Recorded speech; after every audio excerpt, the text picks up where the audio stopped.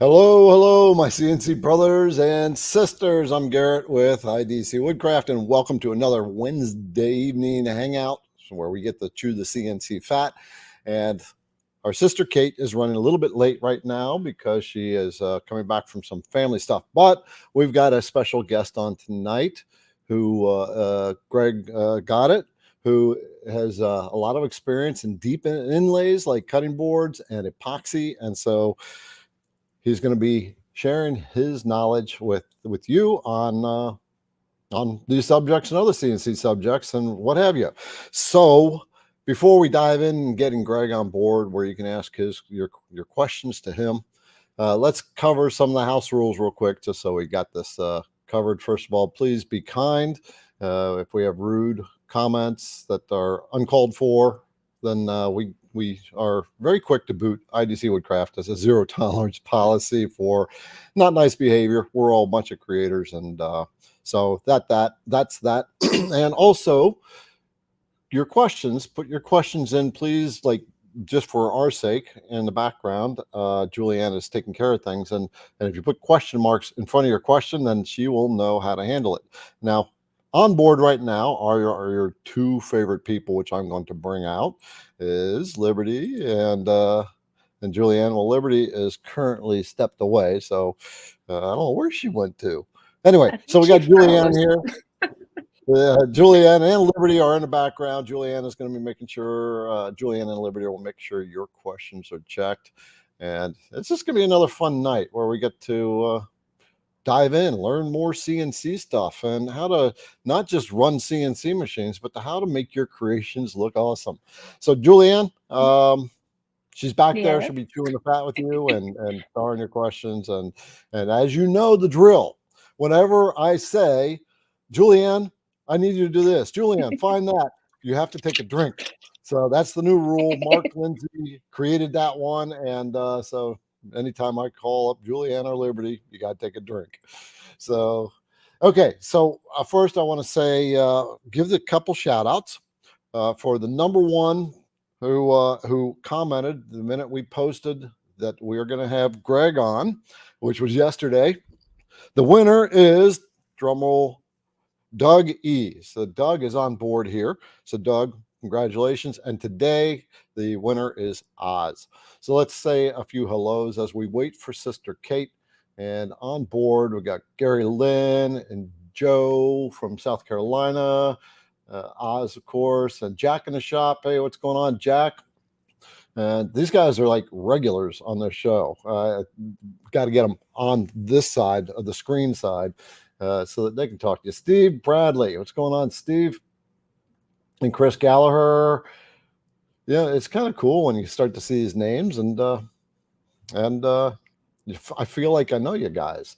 Who got Brooks Martin, and who was it that gave the shout out to Michael? Liberty is here tonight. Mike was wondering where Liberty was because she hadn't been available in the last couple of weeks, and we have actually lost Liberty. She is dropped off for some reason. Maybe her internet went down or something like that. Billy McGee, what's up, Billy? And Mark Eldon. Yeah, who else we got? Got to scroll down the list here. Dion, hey, what's going on there, Dion? And who else? I said Gary. We got Sam Rammer from Parma, Ohio. Parma Heights, Ohio. So you're not too far away, brother. Who else we got? Roland from North Central Iowa. I love how this is just a worldwide thing. We regularly get a couple people from Australia and a few other places. Dennis, and run through here. Mike, Ernest. So David. So there's a lot of names popping on board. We've got a couple hundred people on board. Lyle, hey Lyle. And so what I'm going to do is, I think I've got everything covered. I just want to let you know that IDC Woodcraft is getting ready to release a set of calipers now. So right there. And those who are on the CNC Insiders list, the IDC Woodcraft email list, I'll be sending you an email shortly. As you know, you get a discount on new releases for the first few days. So if you want or need a set of calipers, you don't have them yet. These are industrial grade calipers. Make sure you get on the CNC Insiders list. And here comes your first drink. Julianne, put a link in the comments for the Insiders if you want to get on that. Also, I think that's it. We're just going to get Greg on board. So, Greg, you ready? Give me a thumbs up there, brother. All right, here he comes. All right, so we got Greg from STL Woodworking. This guy does a YouTube channel and a lot of other things. And so, Greg, let's just start off with I formally met you at the WBC, the Workbench Con, which was very, very cool. We got to chat quite a few times. Yep. And so from there on, we were, chewed the fat here and there. But so you got some skills. But let's introduce you to my side of the crowd. And who's Greg Goedert? And what got you into CNC? What do you do for a living? And let's take it from there. Yeah. So those of you that don't know me, I am actually a full-time paramedic. Having said that, I don't work on the truck anymore. I'm actually over education for our paramedics now. I've been on the truck for many years. I got into CNC. I got into woodworking probably 8-9 years ago. And I actually got into CNC only about maybe a year and a half, 2 years ago. And it's funny because I swore when I first got into all of this, I would never use epoxy. So that'll give us a segue into that. But yeah, you're an epoxy guy. Yeah, now I love epoxy. So yeah, it's been great. I love CNC. It's a lot of fun. It's just adds so much to what you can do. So. How long you been a paramedic? Been a paramedic for 10-12 years. Been in public safety for 27 years, I think now. So public safety versus paramedic. What started as a firefighter and then went through the ranks EMT, advanced, and then paramedic. Yeah. That's one of the things I noticed in this. I was a firefighter and EMT for quite a long time myself. And there's so many people who've served in one way or another, law enforcement, fire, EMS, military. It's really cool to have that as one of the underlying themes in what we do. Yep. So you got into CNC. What drove you into CNC? Really, I just wanted to see if I could. I bought a laser first and I wanted to see if I could fiddle around with laser, just engraving some things here and there. And then I got a little ill at the laser because it wouldn't do what I wanted it to do and cut. I didn't have a very strong laser. So there, I got into CNC and I bought my first machine. I bought, oh my goodness, it was the Hey, Greg, can I interrupt you for just a second because our sister Kate just got in, and so we'll bring her on board and let her say hellos. There she is. Hey, Kate. Hey, guys. How is everybody tonight? Doing awesome. So you're back in your place? Yeah.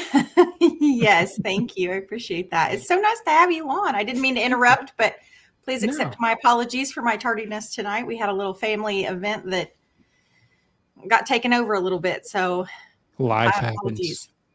Looks like you got your hair done.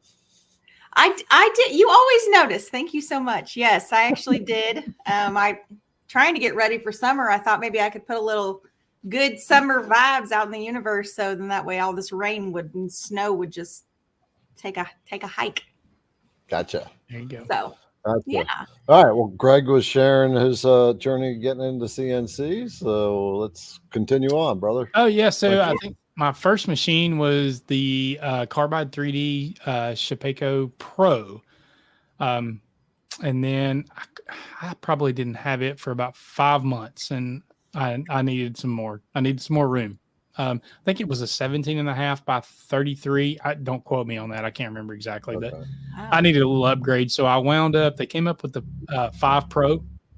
So I wound up going with that with the VFD spindle. And then recently, I think I've told you, Garrett, I recently purchased Jay Bates's avid CNC 4x10 machine. The minute I heard that, I was like, oh my God, I am feeling small now, brother. Whew, I have not got it turned on yet, but I do have the power run out to my other shop. So hopefully this weekend I'm going to get it turned on. Is that a 3-phase machine or is it so yes, it is a 3-phase machine. It's an 8.7 horsepower spindle.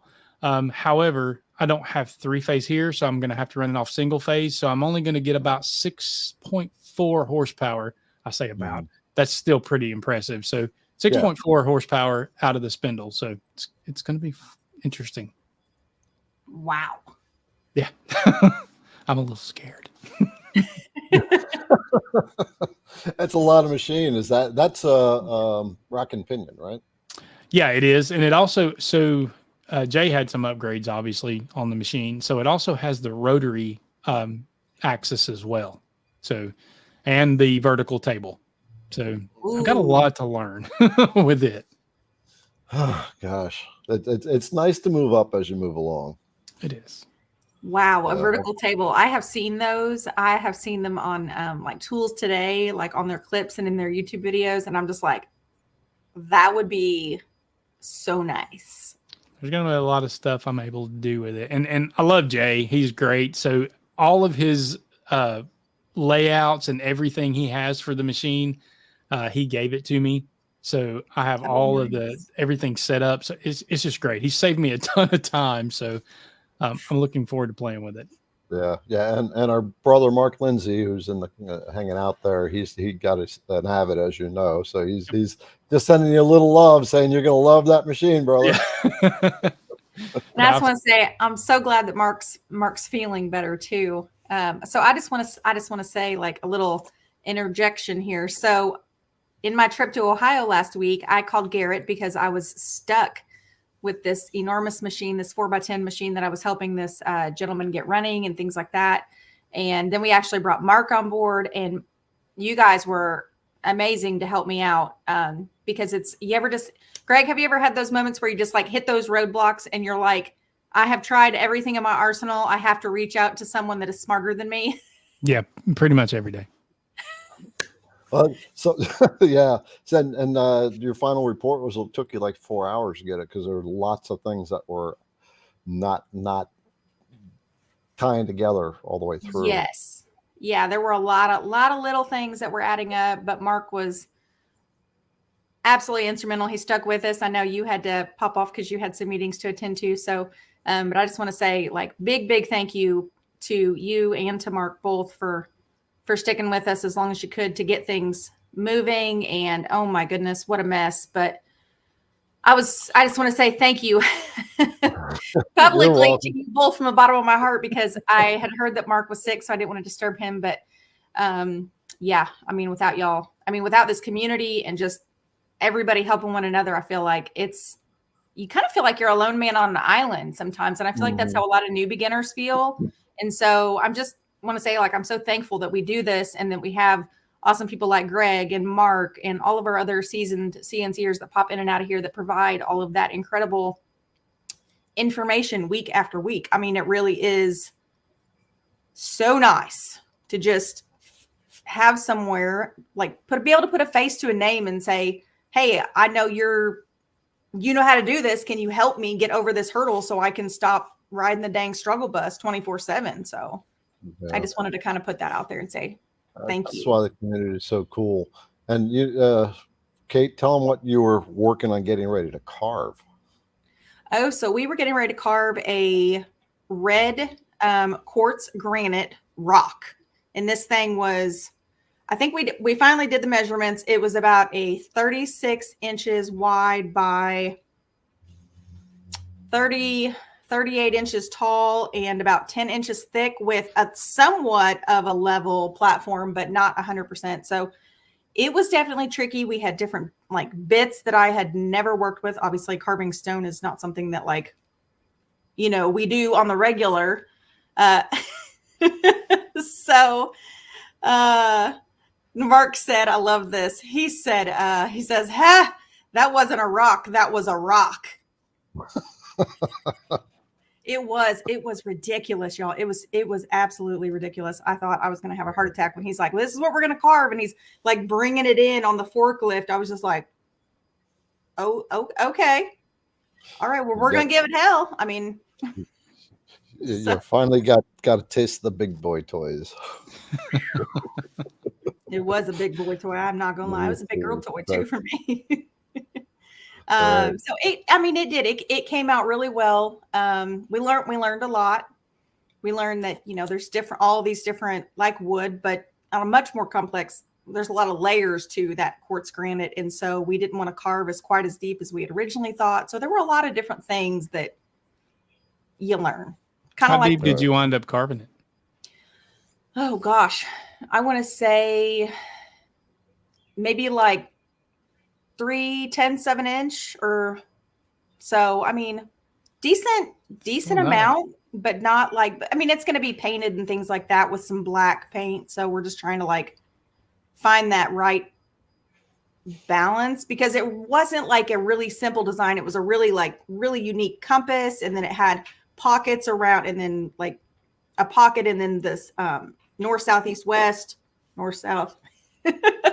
I was like, everything's backwards here. But anyway, we had pockets, we had V-carves, we had all these funky little shapes. And then there was an anchor, a boat anchor in the middle with a rope twisted around it. So trying to get all that little detail was insane. But I'll have to post some pictures. He's supposed to send me some pictures later this week, and I'll be sure to post those for you guys to see there, because it's pretty cool.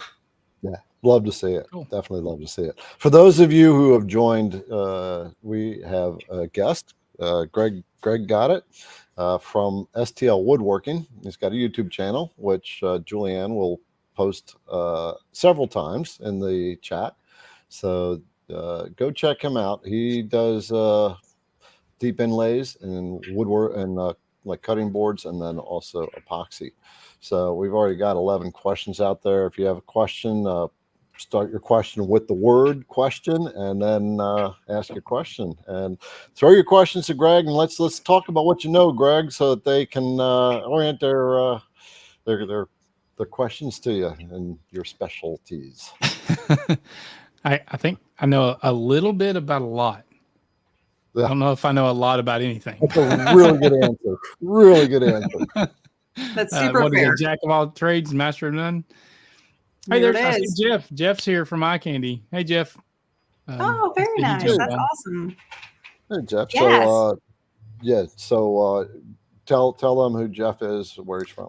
Yeah, so Jeff is the owner of Eye Candy Pigments. They're one of my big channel supporters. I actually got named in February. I got named Maker of the Month for Eye Candy Pigments, which is great. I do exclusively use their pigments. They're awesome. Jeff's a super awesome guy. So I'm glad he's anytime you got the owner of a company taking the time out to come on the live you're on, so that's awesome support. So everybody say hey to Jeff. Hey, Jeff. All right, well, let's dive in. I just got finished watching your flag video. All right, you did a flag with Jay, right?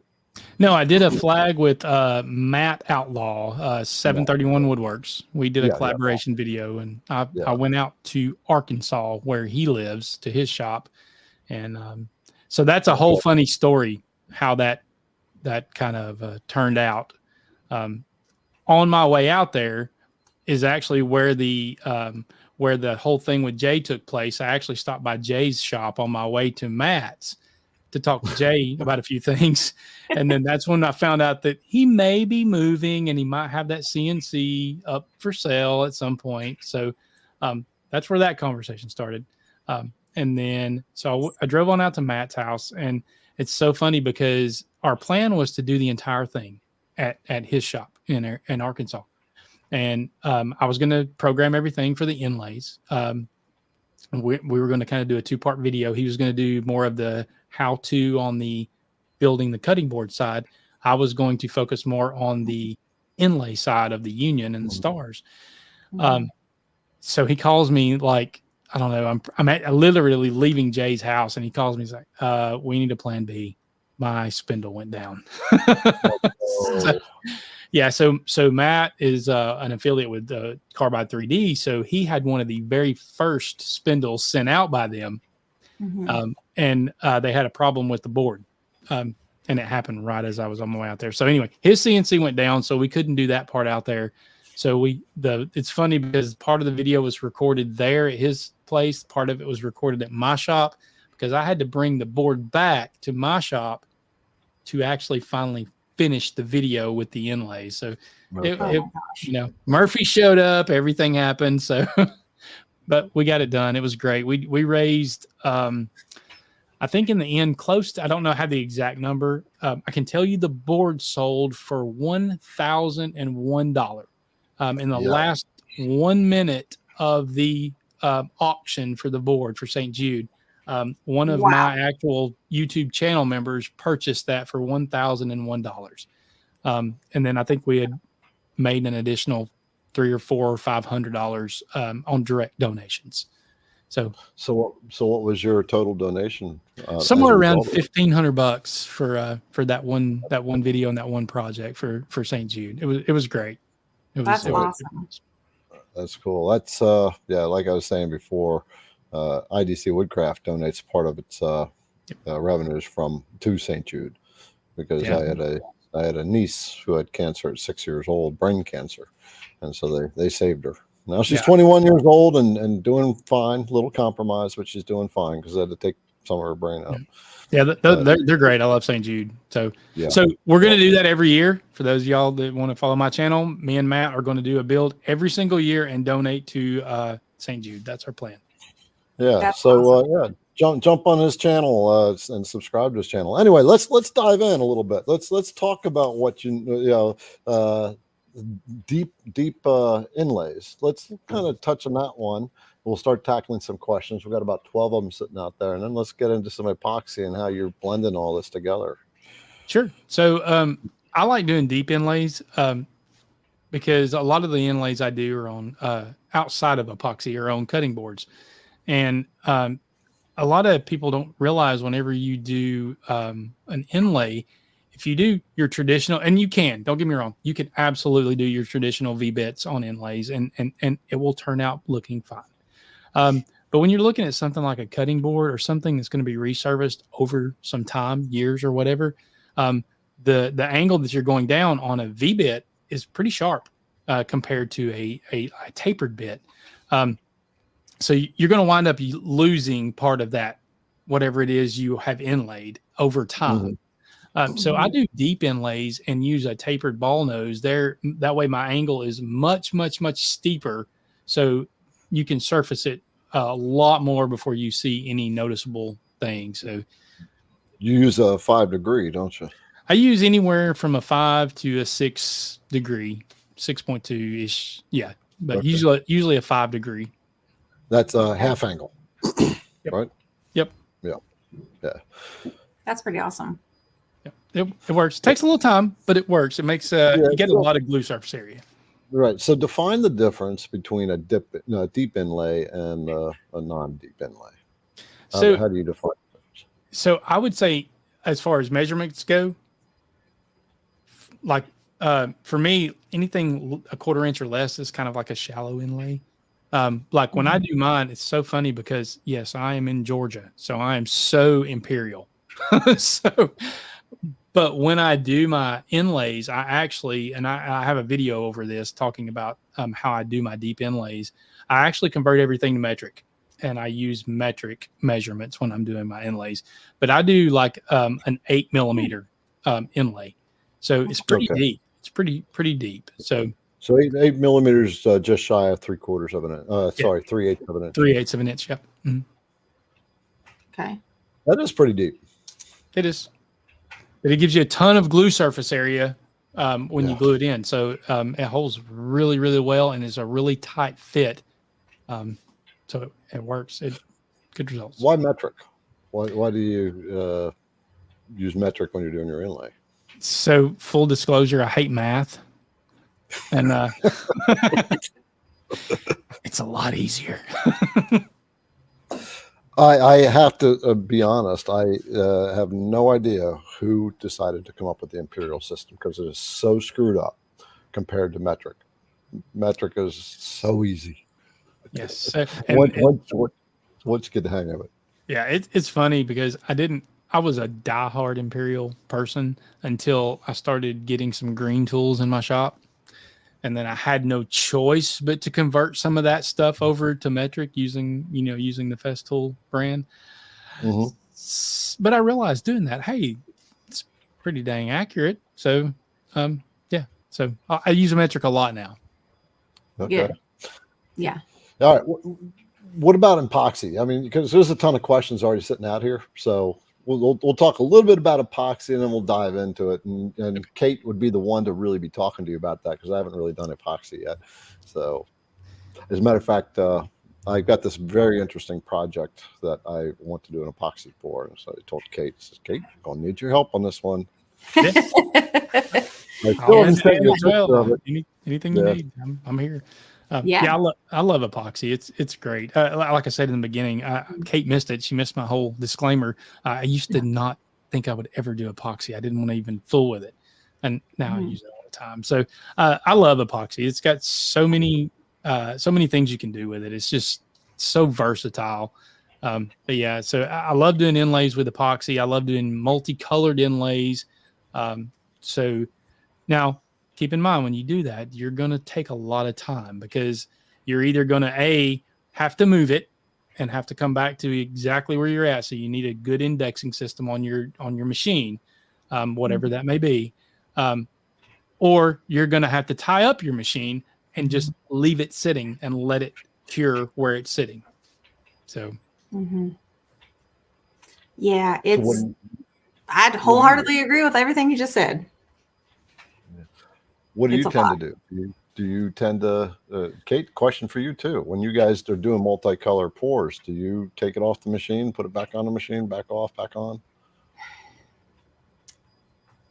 No, not really. I mean, there's been a couple of times I've had to pull it off. But like I've talked about before, I did the same thing. What Greg's talking about, the indexing system. So I just have pins all around the project, and I actually pre-drill the project with just like a drill bit all the way down. And then I have like these little dowels. I buy them at Walmart. You can buy them in different lengths. And then I just have those. When I drill it into the board, I drill it straight into my spoil board. And then I just have those little pins and I just pop them in there. So if I know if I have to pop it up, the pins are in, they're not going anywhere. And then I put it right back into those pins. And I know a lot of people are probably having a heart attack because I drill into my spoil board. But y'all listen, do not give two hoots about that dang spoil board. It is there for a purpose. And when I'm done with it, I will rip it off there. I'll throw it away and I will put a new one on and I will destroy that son of a gun too. But I know a lot of people get all up in arms about the spoil board. So that's pretty much exactly what I do. I probably actually pull mine off more times than I don't because I usually have, now that I got another CNC, it's going to be a little less, but I'm usually stay pretty busy. So I don't have time usually to tie up my CNC to leave it. So I usually pull it off, and I use pins too. I actually use drill bits. Oh, that's a good idea. As my pins. Maybe broken drill bits. I don't know. Yeah. And they have a purpose. I use router bits. I got a couple extra. Yeah, that's what I mean. My broken router bits. I'll use those for my pins, and I'll line it back up, and it works fine. Yeah, I just really don't. I know this is going to sound terrible. When I pull it off, if it's somewhat dry, like when it's really fluid, I'm working on trying to revamp my shop. I was actually talking to my husband about it tonight, and I said I need somewhere like completely level because I'm always like moving tables around. Like this is going to sound terrible, but like back here, this is one of my little epoxy tables, and then like over yonder, you can see like all my epoxy crap is out over there, and so I just have like crap everywhere as far as like epoxy stuff that's concerned. And so I'm just like, I need like a dedicated area because right here behind me, I have one of those like side-by-side units for my heat and my cool. And so I don't like the fact that like you need the shop to be warm for the epoxy to cure, but I also don't like the fact that it's blowing like straight down over my shop. So I just got I've got some things I need to tinker with, and then I feel like I would be more comfortable because there's nothing like 100% level in my shop. I feel like.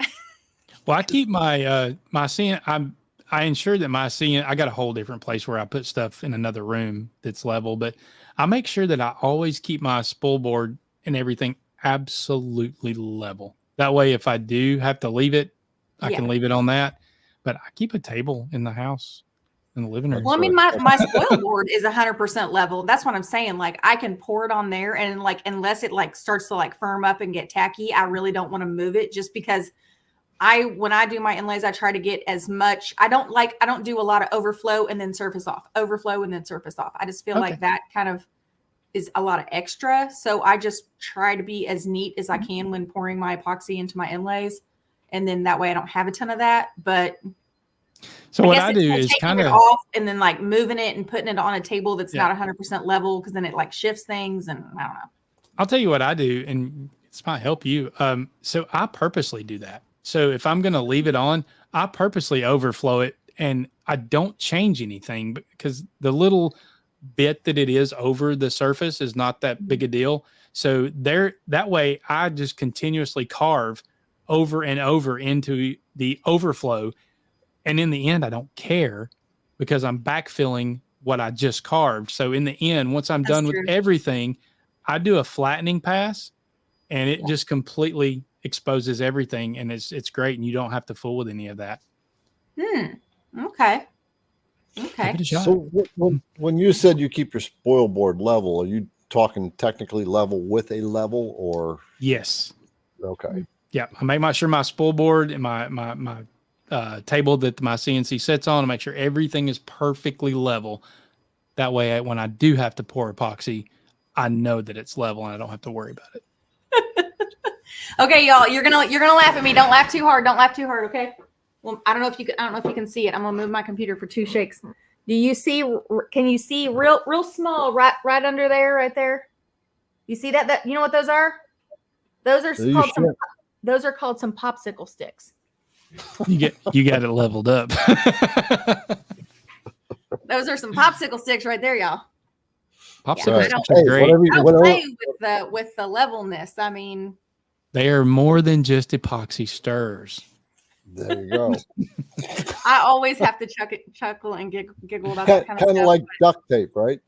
Exactly like duct tape. Or 100-mile-an-hour tape if you're a hillbilly. Yeah. Yeah.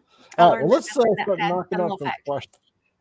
Let's start knocking out some questions and see what we got going on here. All right. Let's do it. All right. So Mr. Gary Foster says, how does the shaper origin fit into CNC woodworking? Greg, have you ever used a shaper? Personally, no. I have some YouTube friends that do. They like it, especially in a shop that they don't have the space to dedicate to a CNC. They say that it works very well. I have no personal experience, but the ones I do know who have messed with it says it's a good tool. Okay. Yeah. In the context of this question, it's not a CNC machine per se. I guess to some degree it is, but in the context of what we are talking, it's a different animal altogether. So I kind of feel like it's another tool for the shop. I mean, it's like it's basically like a big motorized router that reads.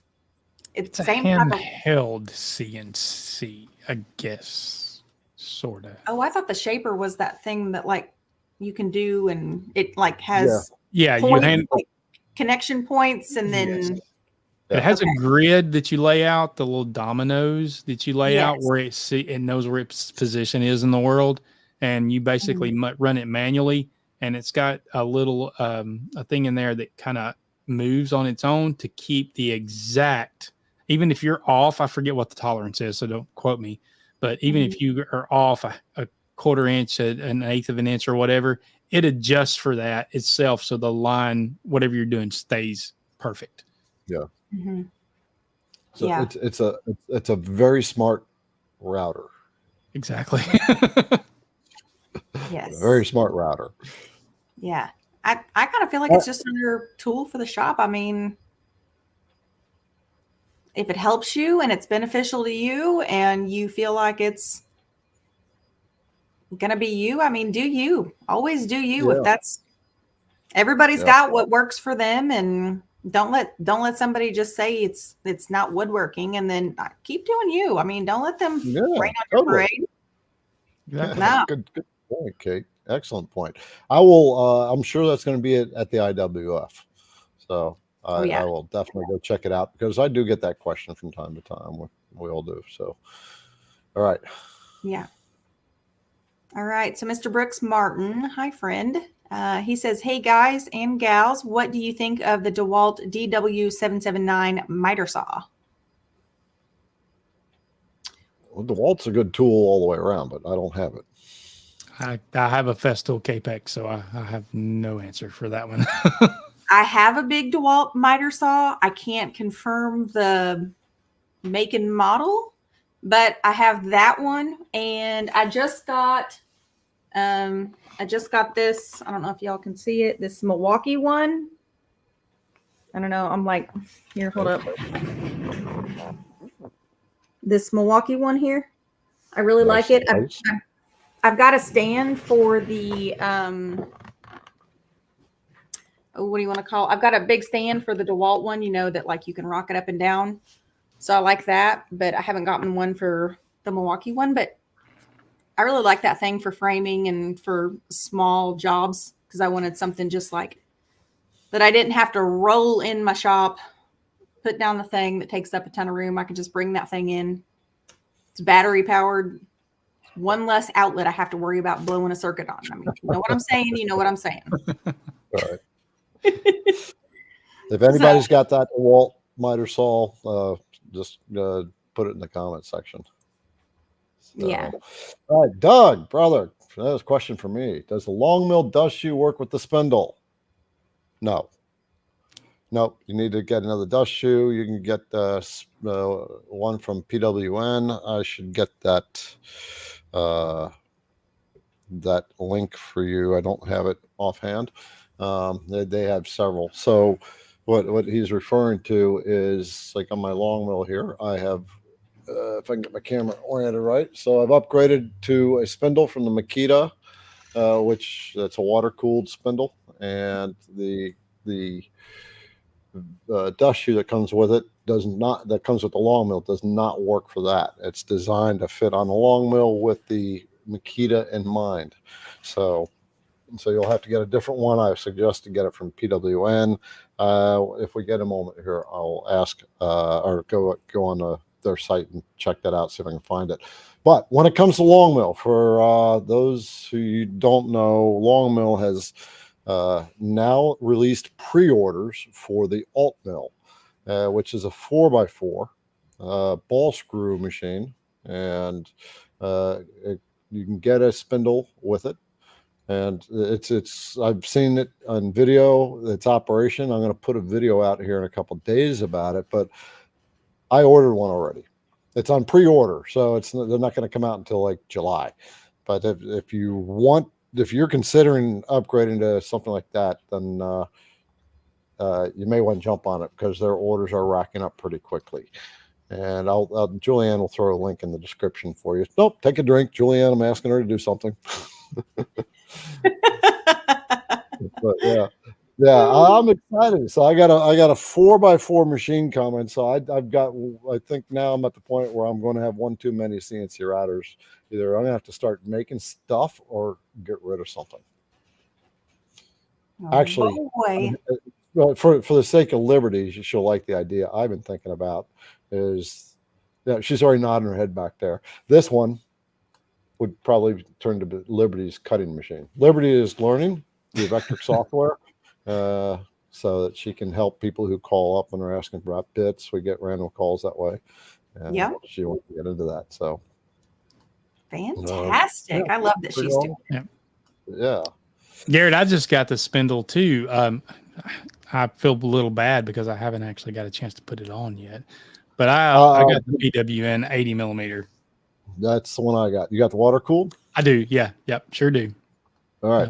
So for those of you, PWN is a plug and play spindle kit. Very nice kit. You can get air cooled or water cooled. You can get a 65 millimeter or 80 millimeter. And the benefit of that for me is the noise. I wear these things in my ears. And so I am very sensitive to noise and protective over my ears. And it is so much quieter. I can sit there and talk to people when the machine is running.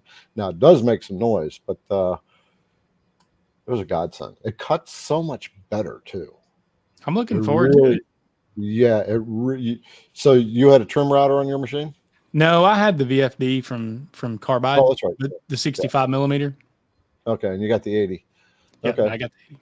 Yeah, going from a trim router to the spindles, it's insanely different. Oh, I bet. Insanely different. Julianne, throw the PWN's code in there. If you've got a long millwright, Onefinity, Shipoko, CNC for newbies, and a few others, X-Carve, then they've got plug and play kits for you. And what that means is the spindle is ready to go. All you literally have to do is plug it in. Now you're gonna have to do some setup to get it on your machine. That's gonna take a little more time. But the plug and play part, for me, who's not technical and doesn't want to deal with that, I'm a mechanical guy. It's like, oh, this was such a breeze. So yeah, I recommend it. Yeah. So when are you going to get your spindle installed? So it's on that shelf sitting over there. Okay. Probably once I get the Avid up and going. I don't want to be down completely because I believe in Murphy's Law. It happens. So if I take my 4x4 down to put that on, something will happen. So I want to wait. I want to get the Avid up and running before I swap the spindle. Gotcha. Yeah, you'll need a dwell command though. You'll need about a 4-second dwell for it to ramp up to speed. Yeah. Yeah. Gotcha. All right. Well, Greg, are you ready to answer some more questions? Because we have quite a few racking up over here, and I want to make sure we're paying attention to our fellow friends that are asking us questions, so we can be respectful of. Yeah. Let's do it. Yeah, absolutely. Go ahead. I'm ready. All right. Let's knock some questions out. So we have Mr. Norman. Can epoxy be used as a non-glare finish? Yeah, probably not. You can do some things after the fact to maybe, I guess, dull the sheen. It down? Yeah, maybe, but no. If you're going to do epoxy flood coat or something like that, you need to be prepared. You're going to get a nice clear finish, and it's going to be a glare finish. Even if you put a ceramic coating, which I do on all of my projects, it's not going to knock the sheen down. It's going to be a very, very sheen finish. Now, having said that, if you're not doing a flood coat and you're doing just epoxy and then sanding and then doing a finish on top of it, yes, you can do that. So like a Rubio monocoat, something like that, any of those oil-based finishes, they're going to give you a more of a not necessarily a matte, but closer to a matte finish over top of the epoxy. So yeah. I was trying to think. Let me grab the one product I use too. I was actually just using it today. So I use this right here. This and I buy this just at Lowe's. But this Waco is the butcher block. It's really good for like if you want to put it over, like Greg was just saying, like the wood and the epoxy. Like it's very penetrating, but it's also really good for the epoxy because it's just kind of buffs up and kind of looks nice. So, but you don't want to go nuts with it on the epoxy because it is an oil and it will just kind of be everywhere. So yep, just have to be mindful, like all things with epoxy. All right. So up next we have Mr. Chris. Hey, Chris. Greg, what is the smallest and largest epoxy jobs you have done? So smallest probably being your typical charcuterie board type thing. I don't really do any of your casting stuff that people do. A lot of people cast jewelry and stuff like that, and that's really cool. I don't do anything typically that small. It's just not my thing. But yeah, typically a charcuterie board or something like that's my smallest. Well, I take that back. Actually, so that's a whole nother thing. So I keep these molds sitting around when I do epoxy pours because I don't like to waste epoxy. So I have these random molds that I just keep sitting around. So any excess epoxy I have goes into those molds.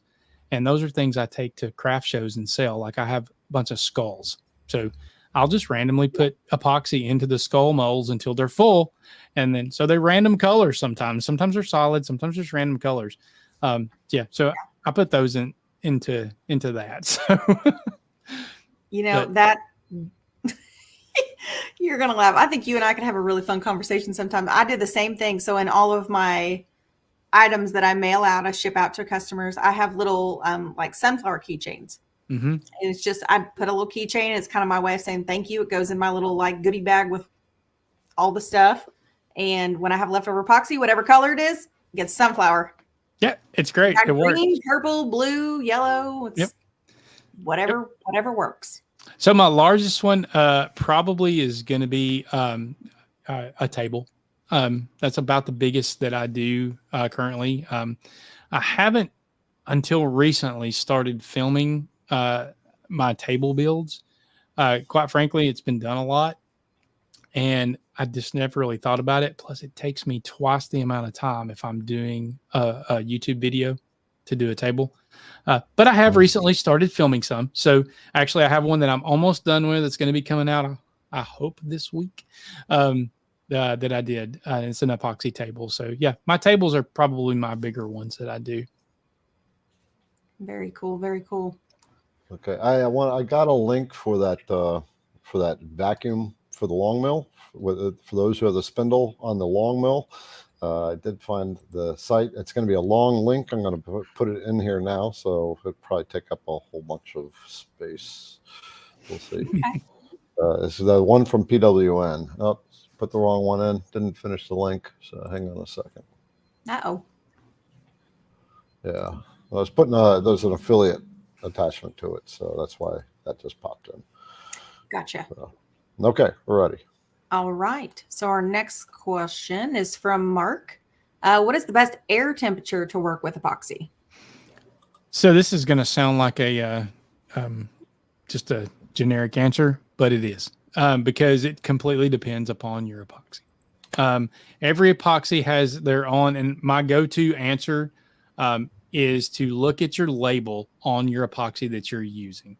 Because every epoxy is going to have a optimal temperature that it needs to cure at. So that's going to be your absolute answer. Look at your label and do whatever your epoxy says to do, because every one of them is different. Yep, that's a really good.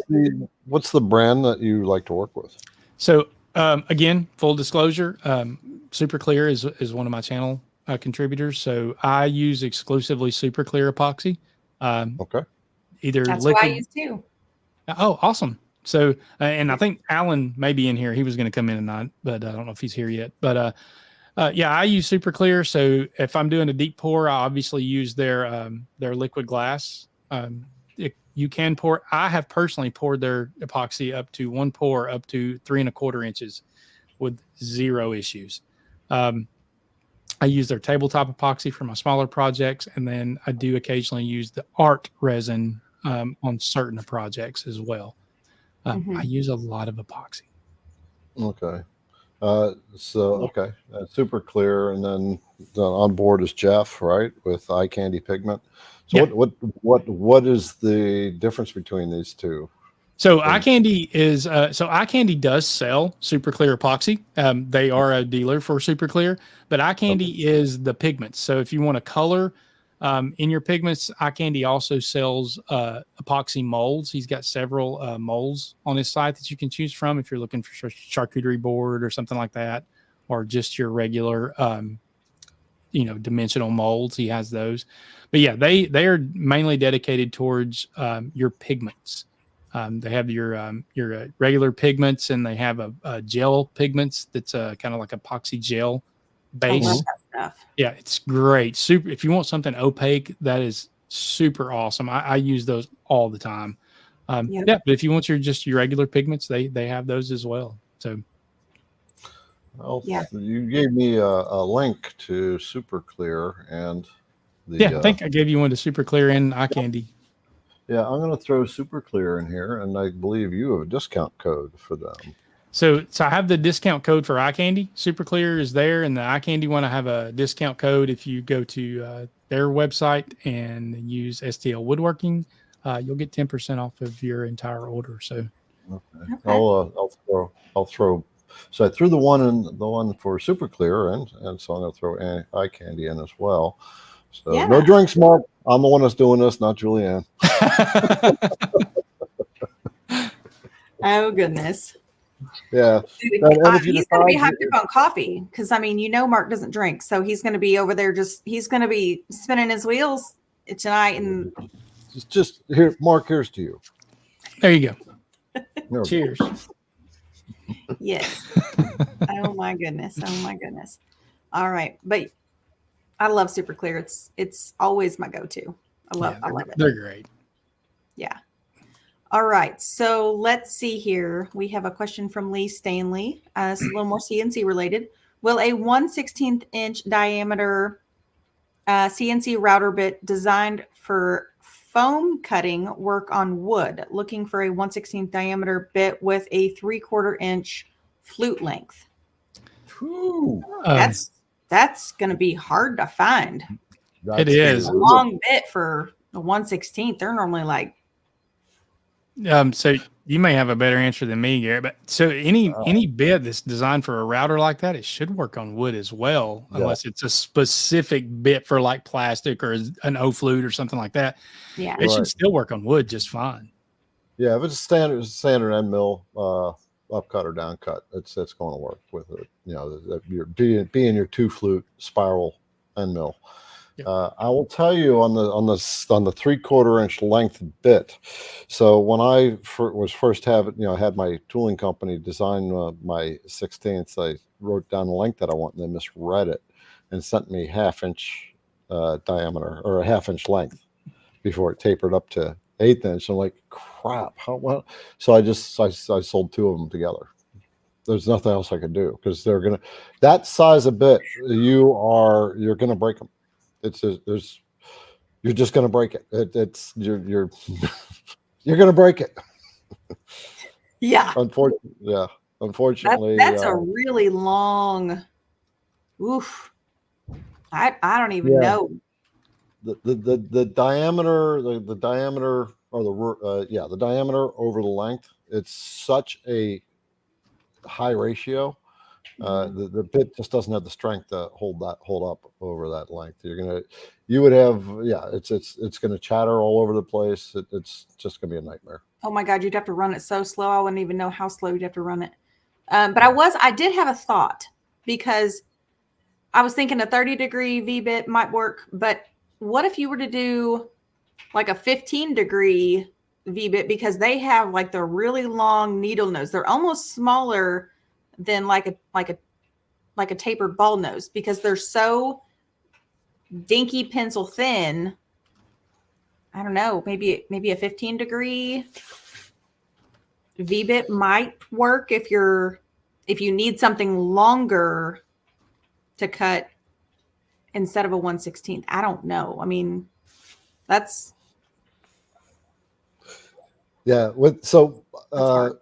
Greg, if you didn't know, I guarantee all the IDC products. Anything that's branded IDC gets a 90-day guarantee. Right? The calipers that are coming out, all the router bits. I would be replacing every single 1/16 router bit multiple times in that guarantee window if I had that length of bit. Yeah, that would be tough. But I would say maybe look for even just a really super skinny tapered ball nose. Like that might be a better, I don't know, friend. Maybe if you can work with shallower material, that might be the best bet. I don't know. I was trying to answer that one there in chat about the code, and for some reason it's not letting me post in the chat for some reason. But the code was for the Eye Candy website, STL Woodworking. I don't have a code for the Super Clear. You can also buy the Super Clear through Eye Candy's website as well. Okay. Okay, there you go. Good to know. Good to know. All right. Okay. 24 questions on the queue. All right, let's just do a mid break here, just to kind of.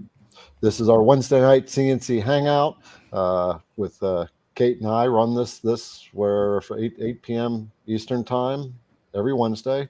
We chew the CNC fat, bring on special guests who are experts in their field, like Greg, and to try to share the wealth. And so next week there will not be a guest. We will take a break. It'll just be me and Kate, so you guys can ask your general questions. And after that, the week after, we do have another guest coming on board. Yeah. And make sure that you take a minute to check out Greg's channel. It's time to drink. Julianne put a link in the comment for his channel. And just click on it, subscribe to his channel, give him support. He puts out a lot of work to create the content that he does. And he actually does really good, interesting work. I've not seen a lot of deep inlays, but he walks you through the whole process, the design process of doing it. And then he runs you through the machining of it, and all the way through how he's run it in his planers and whatever he's got to do to make sure you understand how to work through these things. Yeah. And subscribe to IDC, and also Women Who CNC, Kate's channel. Kate, why don't you share about Women Who CNC? Yeah, so Women Who CNC, like Garrett said, we do have a YouTube channel where I try to put out a video. I am not near as good as either Garrett or Greg by any means about putting out content, but I am trying. It's a lot. Let's just say that. So anyway, Women Who CNC has a really fantastic Facebook group. It's growing every day. There are tons and tons of questions coming in, brand new CNC'ers, intermediate, and then there are, of course, lots of seasoned experts in the group that are constantly answering questions and welcoming you. So it's a really great space for women only. I'm sorry, gentlemen, but it is for women only. And it's just sometimes women speak a little bit of we speak a different language, as we've learned from long time. So it's just how we say things, or I don't know. Sometimes it's just nice to say, what's this thingamabob over here? Or what's that? And that's not to discount women and that we, can't speak the technical terms. But let's just be frank. Sometimes there are butthead men out there that don't like the idea of women being in a shop. I think it's an amazing thing when I see women doing this stuff. Kate, I still say thingamabob, just so you know. Thingamabob. There you go. It's my jam. I love a good thingamabob. I don't know what you want me to say. Or that whatchamacallit. So yes, thank you, Garrett, for pointing that out. That is really, honestly, 100% the reason that I started this CNC group for women. Is I had asked some general questions just in a couple of groups that I was in, and I wasn't thinking I'm a woman and they're a man, and it's going to be a situation. It wasn't that at all. It was just it made me feel really small and belittled, and I didn't like that. And I thought, I can't be the only woman out there that isn't asking questions because she's afraid of some butthead just being ridiculous. Just, I probably say 97% of the people in those groups are very helpful, very courteous. They don't care if you're a man or woman. They're just there doing their jam. They're there to help you out, whatever you need. They're good people. But those handful of peoples, I did not want women to turn away from CNC because of that small percentage of buttheads out there. Because unfortunately, sometimes when you make a post, there's lots of, you just get the buttheads. They like magnets. They're just looking for somebody to pick on. And then you just get that. And then you're just like, screw this. I'm out of these groups. I'm not doing it. So they troll around everywhere. I'm in a bunch of groups and I try to help out. And it's like so frustrating. You want to be able to boot them out of every single group where they're just there to troll. That's it. Yeah, they're trolls. Yeah. We've booted a couple people out of this live and off our channels because of that. Yeah. So as a YouTube creator, we all have the power to make our channel disappear from anyone that doesn't behave. Yes. Which is so nice. So nice. All right. And I I love the support, and I love the camaraderie and the bantering and the teasing and all the good stuff. I'm, you know, and but I just want women to have a good, safe space to do their jam and to ask what they want to ask without fear of that being. So find the Women Who CNC group. Julianne, I think she already put a thing in the comments. If you're a female and you want to get into a women's group, there it is, and sign up to her Facebook group. Yep, and just a reminder, for those, the calipers are going to be coming out very shortly, and they're going to be a golden ticket calipers. So we're going to have for those who get the golden ticket on the calipers, I've got several hundred. Wow.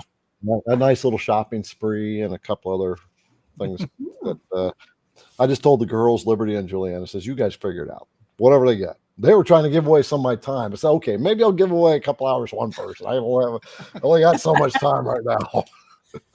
I love it. I love it. Yeah, we could put in some, even if it's if it happens to be a woman, maybe I could throw in some Women Who CNC swag, or maybe I throw in a one-on-one session, or you just gave me an idea. I'll just get everybody swag. Greg, you got some swag, don't you? I'm sure I could come up with something. Yeah, there you go. All right, yeah. All right, subscribe to the channel. We do have a website too, so check that out, womenwhocnc.com. Yeah, Greg's got a website as well. Though you said you're moving a little bit away from the e-com space at the moment. I'm doing a lot of changing, so you're not going to find a whole lot there at the time. So right now, the best place to find me is on YouTube, mainly YouTube. I do have Instagram and TikTok and Facebook and all that, but I'm all in on YouTube currently. So look for that. I do have a channel membership where you can join my channel. I do some behind the scenes stuff, stuff like that. So that's cool. Yeah, that's where I live right now. Okay. Yeah. Very cool. Well, I do have a question for you. So do you have like someone that helps you with your content? No. Me. You. it's just me. That's the way it goes. Yeah, so I have a group that I have that I do pitch stuff to before I do stuff. But as far as just the doing it and all that, yeah, that's just me filming and everything and doing the editing. I have reached out recently to an editor because that is I love editing. It's fun to learn, but it's also very time consuming. So I have reached out to an editor to maybe take for those of you brothers and sisters who's watching this and you don't create YouTube content, just so you know, for people on our end, me, Kate, Greg, and the other people you watch, there is a ton of time that goes into probably about 5% of what you see, or the time it would take to do that, like whatever carving or his flag that he did in that video. You can figure about 90 to 95% of the time was spent creating that video, editing, moving the camera around, setting the lights up, making sure your microphone's turned on, having mic fails and having to reshoot stuff. There's a lot of investment in that. So make sure you take some time to give the channels a thumbs up as well. It takes me about 2 times, almost literally to the minute, almost 2 times to complete a project if I'm also doing it for content. Yep, and that's the other thing. We rehearse our projects. Yes. Yeah. I write scripts. I never thought I'd be a writer, but yeah, I actually, full disclosure, I got there's a notebook right here where is my script for the video that I'm just now finishing up. Yeah, it is. So do you do, I haven't. That's my next video coming out. That's exactly. It takes time. Oh my word. I know. I feel like I have not gotten to watch a lot of your videos, but do you do a lot more voiceover or do you do a lot more? Yes. Yeah. I do. Voiceover, I like it better. It's so far my audience seems to like it better. Okay. But I also I don't do 100% voiceover. All the time. Some of my content does have me talking. It really depends on what the content is, but most of it, yes, I would say is probably voiceover. Well, I can tell you, once you get a video person, it's a lot easier. Yeah, that would be great. Because you're not busy moving that stuff around. You're just more in the natural flow. Except last week for me, I was doing a video and everything. Murphy was having a field day with me. So I just created a video that's coming out tomorrow. I effed up this CNC project, and I'm going to talk about all the mistakes that I made and why I made them, and what I was doing wrong. And it all came down to the checklist. I was not following the checklist. Right. This is a CNC setup checklist. Everything in your CNC, the most important thing is the setup of the project. Oh, Lord have mercy. Murphy shows up a lot. I feel like when the camera goes on, everything goes to hell in a handbasket. That's what I feel like. Yeah, that's the on switch for Murphy. When you turn the camera on, Murphy's around the corner and says, "Hey, what's up?" Yeah. It's like that mayhem from Allstate or whatever. I feel like he's constantly lurking around the corner. If I'm like, so we're going to do this, and here's how the project lays out, and then you do this, and you're going to raise your Z, and then the Z doesn't raise, or you crash your bed into something.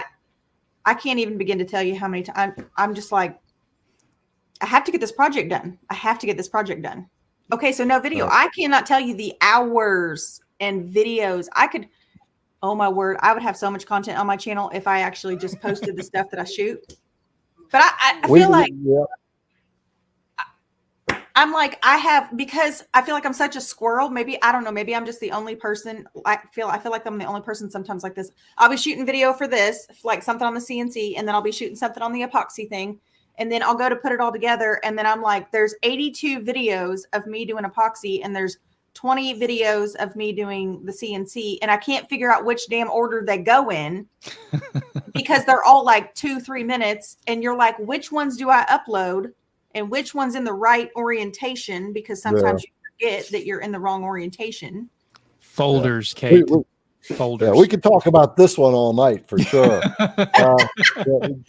Jim said he wants to see raw videos from now on. Jim, if you saw those raw videos, YouTube would probably ban us, censor us with all the not so pleasant words that seem to fly out of the mouth sometimes.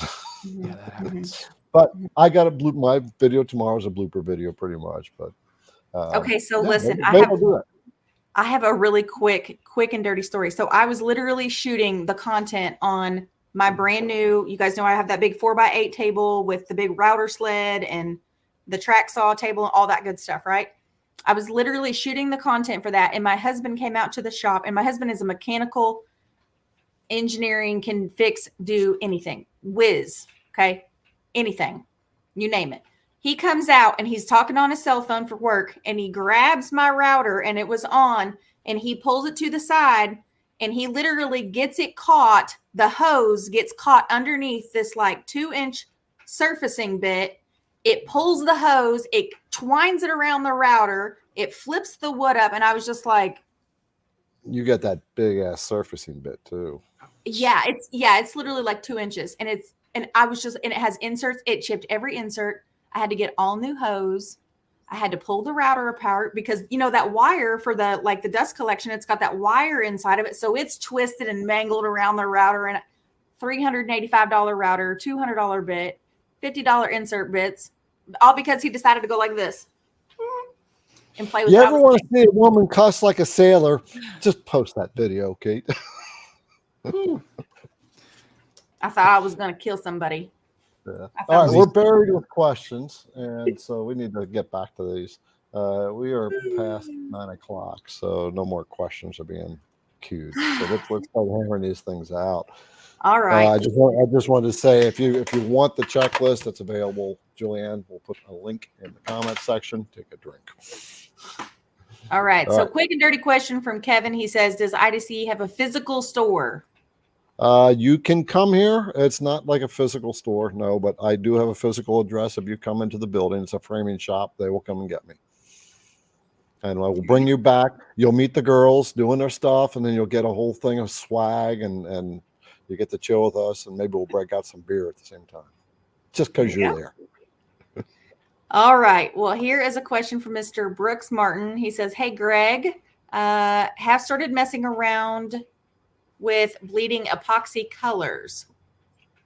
So would you want to touch on that subject? I don't really see a question in there, but maybe he's saying he did it. And do you have any advice maybe?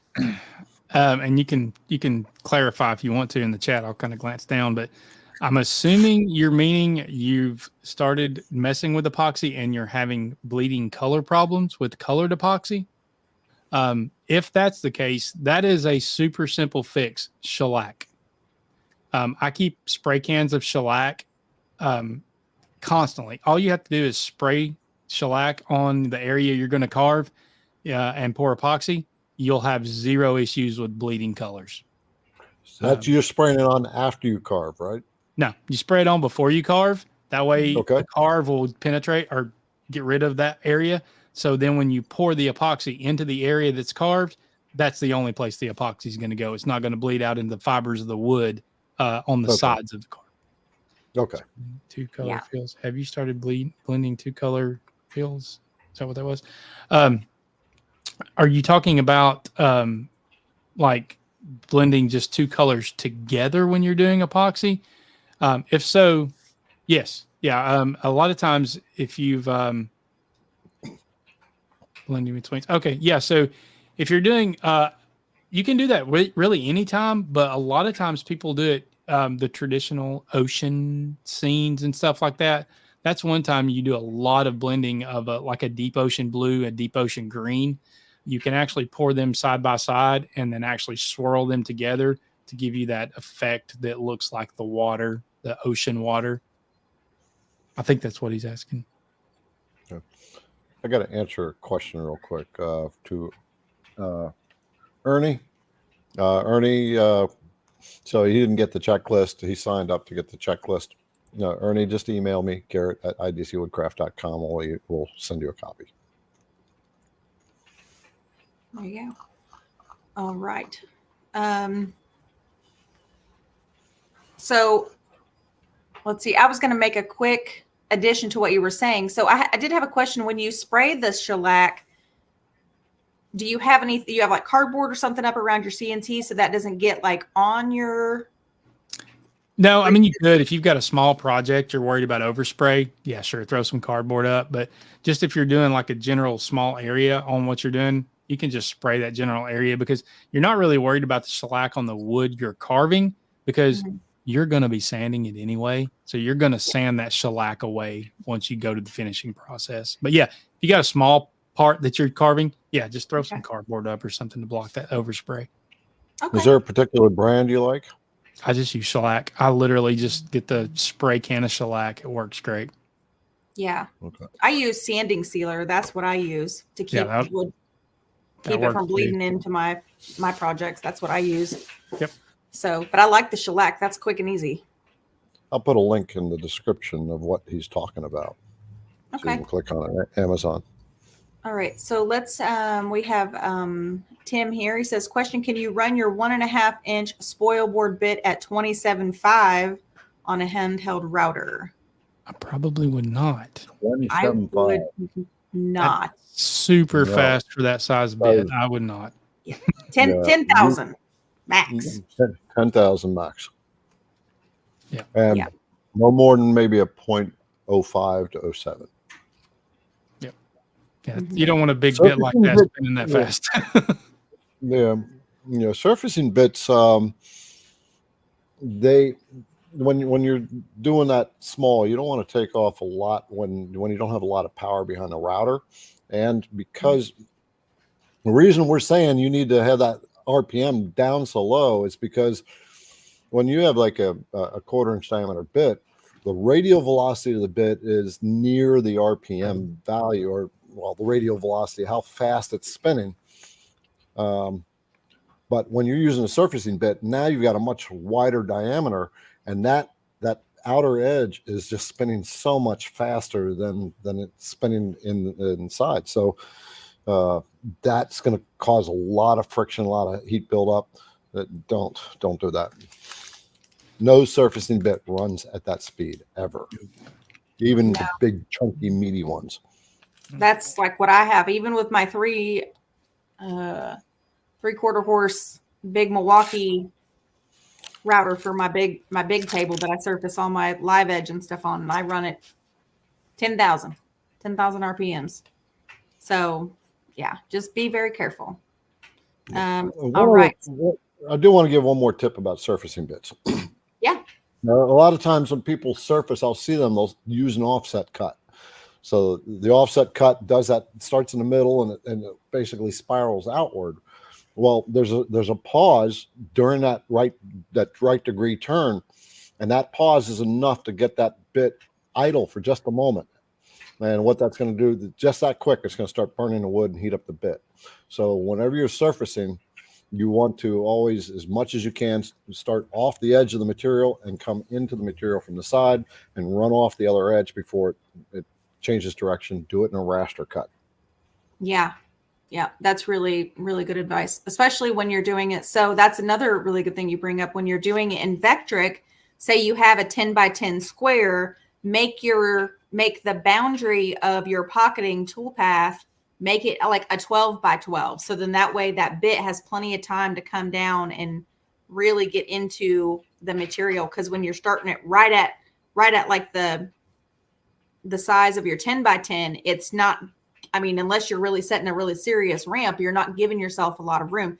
Plus, I mean, think about it, 9 times out of 10, if you're trying to surface something, you don't want to go just right to the very edge of the boundary. You want to take the bit at least half of the width over the edge of the project. So you're going to need that extra boundary anyway. I do the bit diameter plus a 1/4 inch. Yes. If I'm going to set up a tool path for surfacing. I do too. Yeah. Yeah, that's good. That's really good. All right. So we have a VECTRIC question here.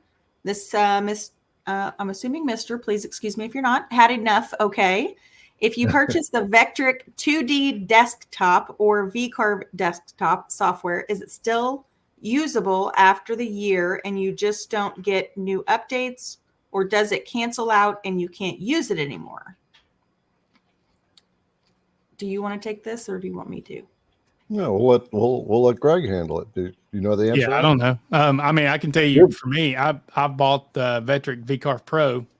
I don't have to necessarily do updates. I can still run it like it is and with 0 issues. So the 12 that's coming out, I'm not going to upgrade to the 12. I don't need it.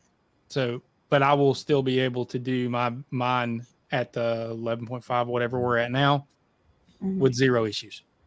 Yeah. Basically, VECTRIC is an outright purchase. So it's like buying a car. You buy a car, you got it forever. As long as you want it, it won't quit on you. You just don't have the updates, just like you said. Yep. You got it. Now, one of the cool things is if you decide to upgrade to the VCarve from 2D, then you'll only pay the difference from the 2D to the VCarve, so long as you're in the same version. Yes. Yep. All right. So here's a fun one. I love these questions. How do you finish the epoxy? I want to hear what you have to say, Greg. So you got some choices. It is a complete personal preference on what look you are going for. So if I'm going for the more of the matte sheen to maybe satin type sheen or something like that, I'm going to just use my regular wood finish, whatever that may be. Ribio, bubble shoes, any of your, you name it, any of your wood finishes will work just fine. If you're wanting to do the absolute, the best sheen, clarity, you're looking at a flood coat of epoxy. So you can do a flood coat and you don't have to do any polishing at all. You can just do the flood coat, let it cure, and you're good to go. Now, if you're doing, say, let's just say a river table with a large epoxy area, you can absolutely sand that down and then come back, finish your wood however you want to finish the wood part of it, but then come back and actually polish the epoxy. You can actually polish the epoxy itself, and you can simply use no brand here, I don't care, turtle wax, it doesn't matter. Any kind of automotive compounds can be used on epoxy, and you can polish that up. If you do that, though, keep in mind when you're doing your regular finishes, you only need to go up to, say, 180, 220 grit when you're sanding. If you're going to do a true polish on the epoxy area you're doing, you're going to need to wet sand that after 600 and go all the way up to like 3,000 or 4,000 grit before you polish. So just keep that in mind. Mm-hmm. Okay.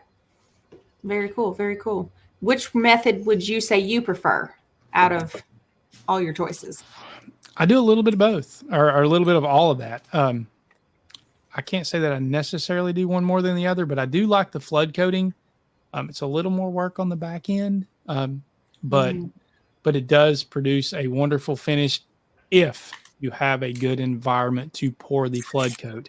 You need a dust-free environment, some kind of tent or something to put over your project because, hey, Murphy, again, a gnat, any little thing, it's going to find the epoxy. Yeah.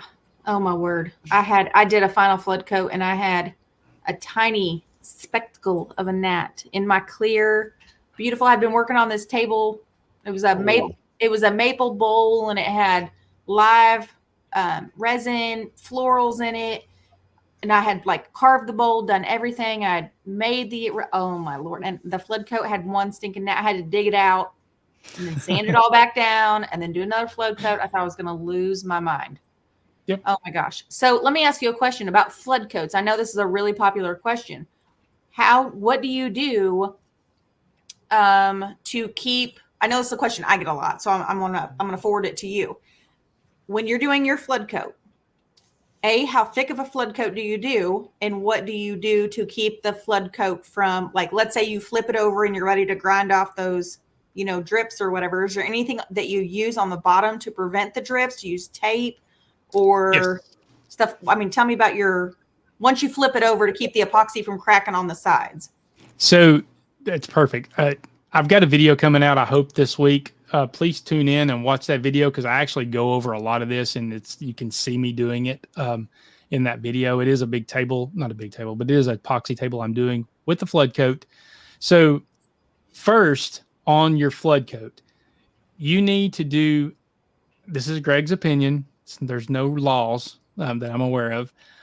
You need to do 2 coats before you do your final flood coat. When you're sanding and everything, no matter how good you are, you're never going to get it completely level. It's just not going to be. You're going to have some dips. So I tell everybody, do 1 small flood coat at about 1 ounce per square foot of area. Let that cure, come back with 220 grit sandpaper, scuff it up. You're going to have high and low spots. That's fine. You're not looking for a completely whited out sand. Yeah. Come back, clean that off, do another coat at about 1 ounce per square foot. 220 again, sand that off, then come back with your final flood coat, which is going to be about 3 ounces per square foot. But what I do to prep for that before I start the first one is on the bottom side, I actually take tuck tape or whatever epoxy tape you're using, and I tape my edges. That way, the drips that you're going to have that come over the edge, they accumulate on that tape. You can literally pull that tape. It needs to be a strong tape. Pull that tape off and your drips will pop off with it and you won't have any issues. Well, good. Well, good. I like that. I've seen some people, they say on, like, if you're doing like a mold or something like that, you've popped it out of the silicone mold and you want to do a flood coat. I've seen some people use Elmer's glue, like on the back of it. Like, so then that way you can just peel that like Elmer's glue off. Like it's like a layer. And I was like, that is the wildest thing I've ever seen. Yeah, I don't ever do that. I just use tape. It's super simple and super quick. Yeah. Well, thank you for sharing that. I'm glad you shared that. Absolutely.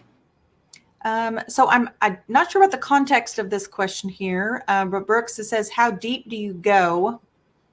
Based on the timestamp, we're probably talking about cutting boards. I think he was. I think I glanced and saw him asking something about my deep inlays, on how deep I go on my deep inlays. Okay. I'm sorry, Brooks, if this is the wrong answer, but I mentioned earlier, my deep inlays are typically about 8 millimeters. So 3/8 of an inch-ish, somewhere around there. So pretty deep. Okay. All right. So we have our Mr. Famous Mark Lindsay here. He says, you enter your tapered ball nose bits into the tool database as an engraving bit, don't you? No. I actually put them in as a V-bit. Okay. Interesting. Right. How do you account for the ball diameter? So I just type it in. I type in the angle. I don't even worry about the ball because when I'm doing epoxy or if I'm doing even a deep carve, I don't really care because that's just going to be you're gonna have a gap area. at the bottom. Yeah. So it doesn't really matter. All right. I was just making I got something new to play with. There you go. Yeah, definitely. All right. Well, let's see here. So we have Lucky Duck Woodworking. What is your epoxy polishing project or process? So if you feel like we've already kind of covered that, we can move on. Yeah, I think so. Just what I said a while ago. Wet sand all the way up to 3,000 to 5,000 grit, and then any kind of automotive polish will work. Okay, very good. All right. So this is from Chris. How do you deal with the bubbles in the epoxy? Most people use a torch. Makes problematic with wood. So key with wood: seal your wood before you do the pour. Anytime you're doing any kind of live edge, well, it doesn't have to be live edge. Any kind of carve you do, seal your wood before you do it. Whether it be shellac, what I mentioned a while ago on those, or if you're doing a river table, just make sure you're going to seal your wood with something. You won't have to worry about bubbles coming out of the wood into the epoxy. Now, on the flip side, and I don't know if I told y'all this to begin. So I teach classes at Woodcraft in Chattanooga. I teach their epoxy classes here at my local Woodcraft. And one thing I'm always telling people is when you're mixing your epoxy, that is where you're going to have your problem. If you're using a deep pour epoxy, not a big deal. You can use a paddle mixer or whatever, and the epoxy takes long enough to cure. Those bubbles will come out and they'll off gas. If you're using a tabletop or art resin, you have to be really careful about how you mix that. You can't mix that with a paddle mixer. You've got to mix that like you're mixing your creamer into your coffee, and you don't want to spill it because it's right at the brim. It needs to be slow and methodical over multiple minutes, 5, 6, 7 minutes that you're going to mix that so you don't introduce those bubbles. That epoxy is a lot thicker, takes a lot longer for those bubbles to rise up out of it. And what's going to happen, you're going to think you're popping all your bubbles, then your epoxy is going to cure and you're going to have little micro bubbles that looks like little clouds everywhere. And your project is ruined. Yeah. Make sure a good tip I use too is make sure you warm your epoxy before, so that the lower your viscosity of the epoxy. I mean, it just, when you warm it up, it's just different. Like I can almost pour my part B like I would my part A, because your part A is just so liquid, so fluid. It comes out, you're like, great. And then you go part B and it's like pouring out glue. Yep. So I like to warm it up, and I have not had any problems with the super clear. I've warmed it up numerous times and I've never had a problem with it bubbling. But I normally, if I'm like got, let's say like 8 ounces, I normally mix mine for 3 to 4 minutes, and then by itself with no pigments. I know a lot of people throw in pigments right when you first mix it. Don't do that. Mix it by itself, part A, part B by themselves, mix that 3 or 4 minutes. Then I will add my pigment. I'll mix that in for another couple minutes because you're still stirring. And then additionally, after that, I let my epoxy like rest for 5 minutes, because then that allows all of those bubbles to come to the top. And then you can take your heat gun or whatever, no torch, just take your heat gun, and I just pop all those little bubbles right at the top. And that has proved me time and time again to be successful. Yeah. And I'll say one thing first. Go right ahead. I'm super technical on my warming process. I have a kitchen sink that has hot water. That's it. I simply put hot water in the kitchen sink and put your resin. You don't have to warm your hardener at all. Put your resin in there. Just get it warmed up. I'm a little different than Kate on the warming. Now, please understand, she is correct. Please be careful when you're using a heat gun. I use a torch, but I'm experienced at it. Be careful. You don't want to use your heat gun or torch the same way you use your heat gun, because you can absolutely burn your epoxy. So I do use a torch, but I do it really quick, 6 to 8 inches above your surface, and really, really quick passes with it. You just got to be really careful. Yeah. No, and not I say not that a microwave, Julian.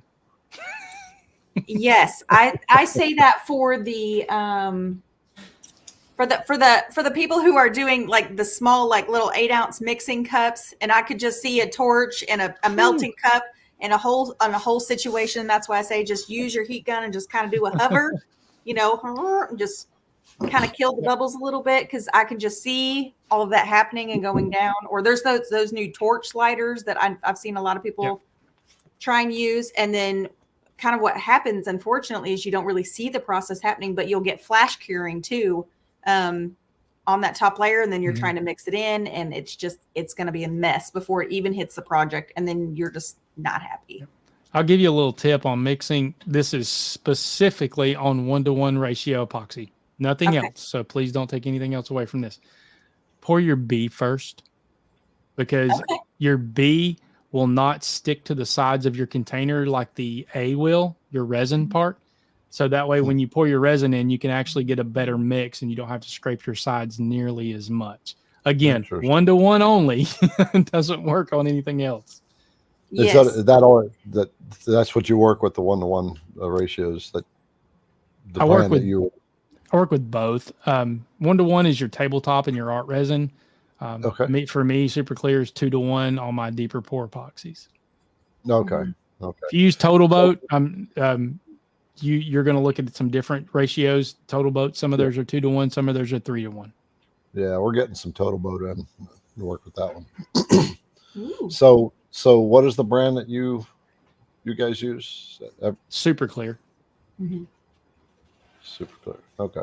Well, so for those who are watching, if you are considering getting into epoxy, we're going to throw links in for you. So you got the Eye Candy Pigments, and then the Epoxy, Super Clear Epoxy. They are affiliate links for Greg. So if you decide to get some, that'll give him some credit. And Kate is going to show you exactly what it is. There you go. That's the tabletop I use. Yep. So this is the part A that I was talking about, and this is your part B. You can also get it off of Kate's website, and you can support her as well. So go to womenwhocnc.com, and she has links there too. So real quick on the difference of the Super Clear epoxies. They make countertop. If anybody's interested in that, they do have countertop, but I don't do that. But so you got your 1-to-1 ratio on your art resin and your tabletop, which she just showed you was a tabletop. They do have an art resin. It's pretty much the same for the most part as the tabletop, except for it's a little thinner. It's a little more viscous, and it's a little thinner and can go into smaller areas a lot easier than the tabletop. Cure time is pretty much the same. So working time is pretty much the same, a little bit longer working time. Then they have 2 different deep pours that you need to be aware of. And it's funny because in my video I'm releasing, I actually completely screwed up, which that's great. I post my screw ups because that helps everybody else learn. But they have a deep pour 24, which is a deep pour epoxy, but cures within about 24 hours, which is awesome for smaller projects. It is only good up to 1 inch thick though.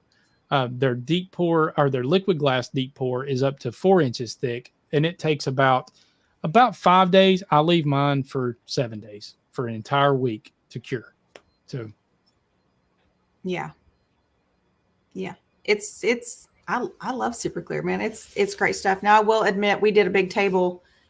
We did a live epoxy pour, and I used Upstart epoxy, because that's what I had used for all my deep pours up until I had I had used the Super Clear, but I had used mostly the Upstart epoxy on my charcuterie boards, molds, things like that. But that up to 1 inch is really, really nice. I've used that a few different times. I have a couple big signs on my Instagram account that I really like, that 1 inch deep pour stuff. It's so nice because it cures, and you don't have to wait that 4 or 5 days when you want to do that next carving. So I use it a lot on my charcuterie boards and stuff like that, because it within a day it's ready to work with. Yeah, exactly. Okay. Right. Well, before we dive back into questions, what's one thing? So The Women Who CNC is a YouTube channel. IDC Woodcraft is a YouTube channel, and STL Woodworking is Greg's YouTube channel. Take a minute to subscribe to all of them. If you're not subscribed, it supports us. So there's a call to action. Give this a thumbs up wherever you're at, even if you're on Facebook or on YouTube. So you got it. You got it. All right.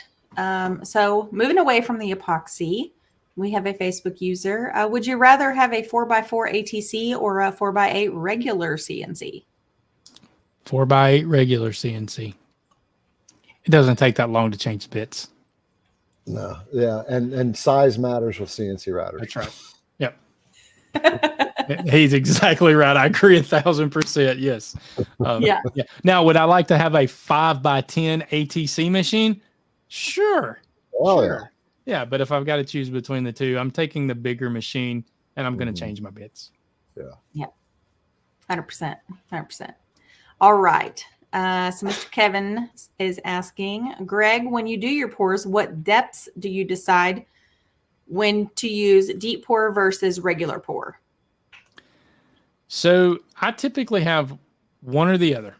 I'm either doing a smaller project, like a backfill of letters from a card or something like that, or a picture, or some type of inlay. Those are going to be non-deep pours. Those are going to be a 1/4 inch to maybe 0.35 of an inch.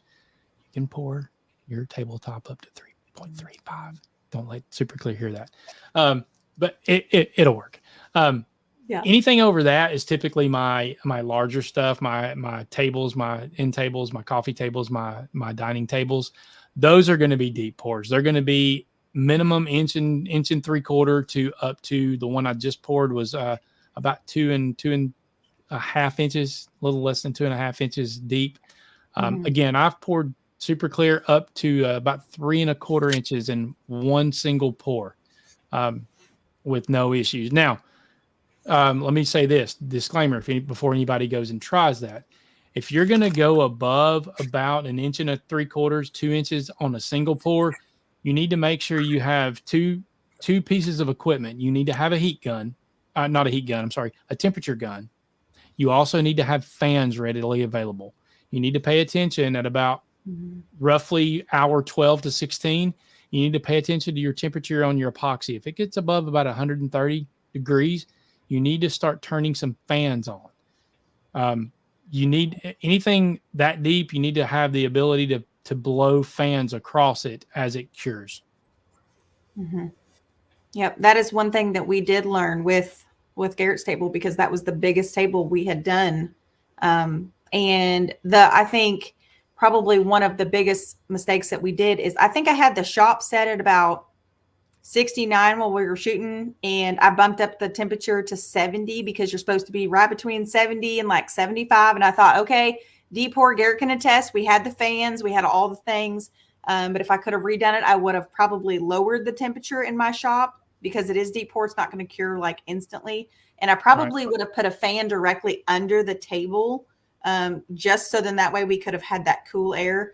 And I've even seen here recently where people have like cooling blankets they will put underneath the table. I'm just like, there are some like things going on with these big tables, because when you're pouring that deep, that exothermic reaction is nuts. Yep. Like, so I'll tell you, Black Forest Woodworks, they're a company in Canada. They actually have cooling tables they use when they do some of their pours. Yep. Also, BM Sculptures, he does a lot of epoxy sculptures. He's awesome. He's on YouTube too. No affiliate with him at all. Don't even know him personally.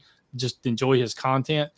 He actually pushes the boundaries. He cures some of his stuff inside a freezer. I have seen him pouring up to 2 foot deep, thick. Yeah, it's craziness, but he's pouring it and curing it inside a freezer and doing sculptures. It's amazing. So I don't recommend you do that. But people are, and it's pretty cool. Yeah. Those people have been at it for a while. So yeah. Great. Watch and learn very carefully. He does some really cool work. He does some really nice work. Julianne, take a drink, everybody. Julianne, get that name. We need to get him on here. Yeah, that's BM Sculptures. Yep. All right. So next up, we have a question from Mark. He says, what is the best instructional video or manual for beginner epoxy pour? Great show. So there's a lot, man. I'd love to promote me all day long. I'm certainly not the best expert. I'm not the only expert out there. I do have some videos on my channel that are some beginner epoxy stuff, but just search YouTube, man. There are a ton of information out there you can get on beginner epoxy stuff, and a lot of them are great. Yep. And I know a lot of our followers, regular followers, I'm actually in the process of writing an epoxy course. So it's an in-depth thing because you start getting in, like, kind of like how we're just sitting here talking. It's like you get into one little thing and then you're like, oh, rabbit hole. And then you got to pull yourself back out and kind of keep moving in rabbit hole. And, because at the same time, at the same time, you keep your mindset you're talking to someone who doesn't know. Yep. Yes. Yes. Need any help with it, Kate? Let me know. I'm available. I will wholeheartedly take you up on that. I would love that because it's a lot. And as you can see, there are tons of questions about it. So it does make a difference. Yeah. That's one thing that drives me crazy is I know y'all see it too, is people, again, I'm on a lot of different groups and I see people answering questions.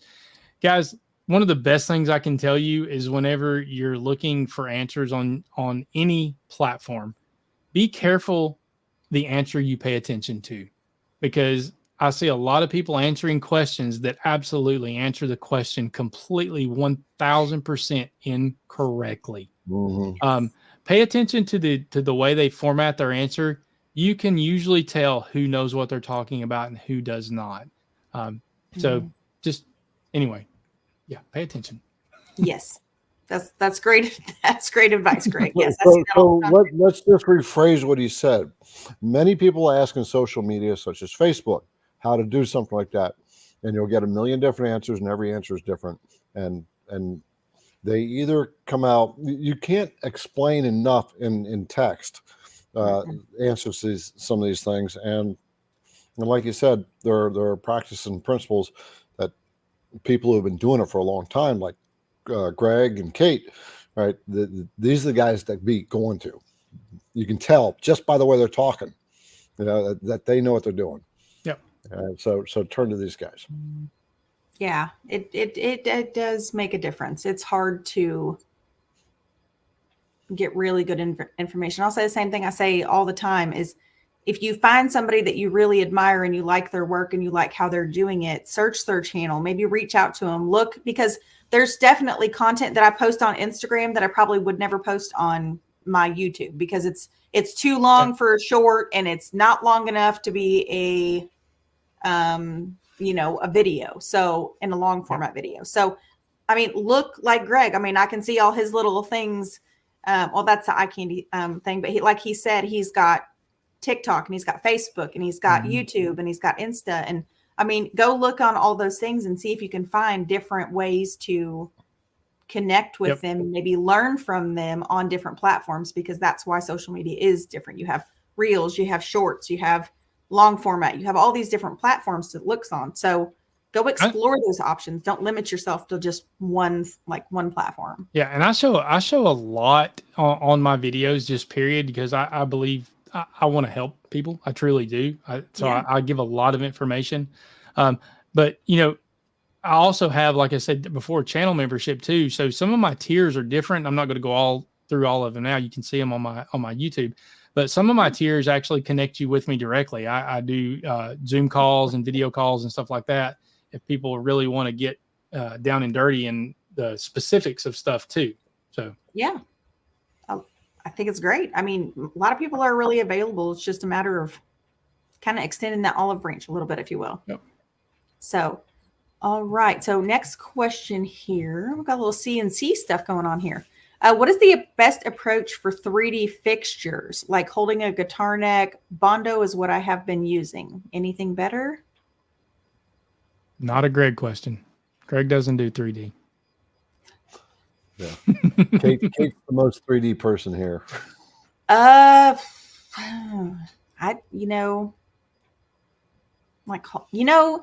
David, I am going to encourage you to talk to Mark Lindsay about the guitar neck in particular, since you mentioned that. He is the guitar neck guru, if you will, when it comes to doing those on the CNC. So that's it, Kate. Just throw Mark under the bus when he can't defend himself.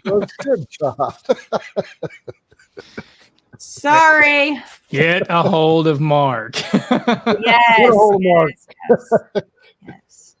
No, he really is good at the, at guitar necks especially, because he has done a lot of them. So that might be something that would help you. Maybe he could have, like, even here in the chat, you can do like an @ sign and then his name and tag him in the question. So I'm sorry, David. Hopefully he'll help you. Yep, no, she's right. All right. Let's see here. So Mr. Williams says, Greg, do you cut your inlays male and female on your boards and then put them together, or just cut the female and pour with epoxy, then surface? Yes. Both. It depends on what I'm doing. If I'm doing a cutting board, so I assume everybody knows you can't put epoxy on a cutting board. It becomes a charcuterie board when you do that, because you really shouldn't be cutting into epoxy. So if I'm going to do a completely all wood inlay that is going to be a cutting board, then yeah, I'll cut my male and female separate wood, whatever the contrast may be, and then I glue that together. If I'm going to do a charcuterie board, any kind of serving board like that, any kind of sign, then yeah, I'll just cut my female and then I'll pour the epoxy into the female and then surface. Okay. Very cool. Very cool.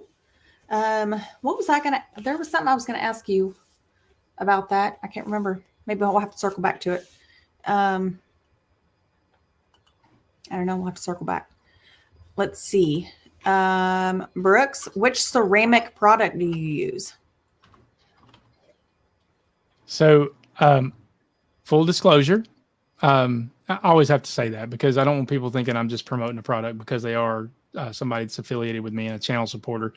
Carbon Method is a channel supporter, but they have a tremendous ceramic product.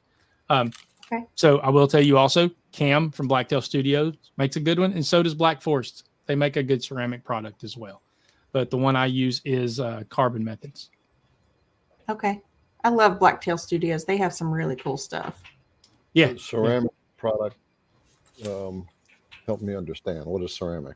It's ceramic coating for your tabletop. It gives you extra protection when you're doing.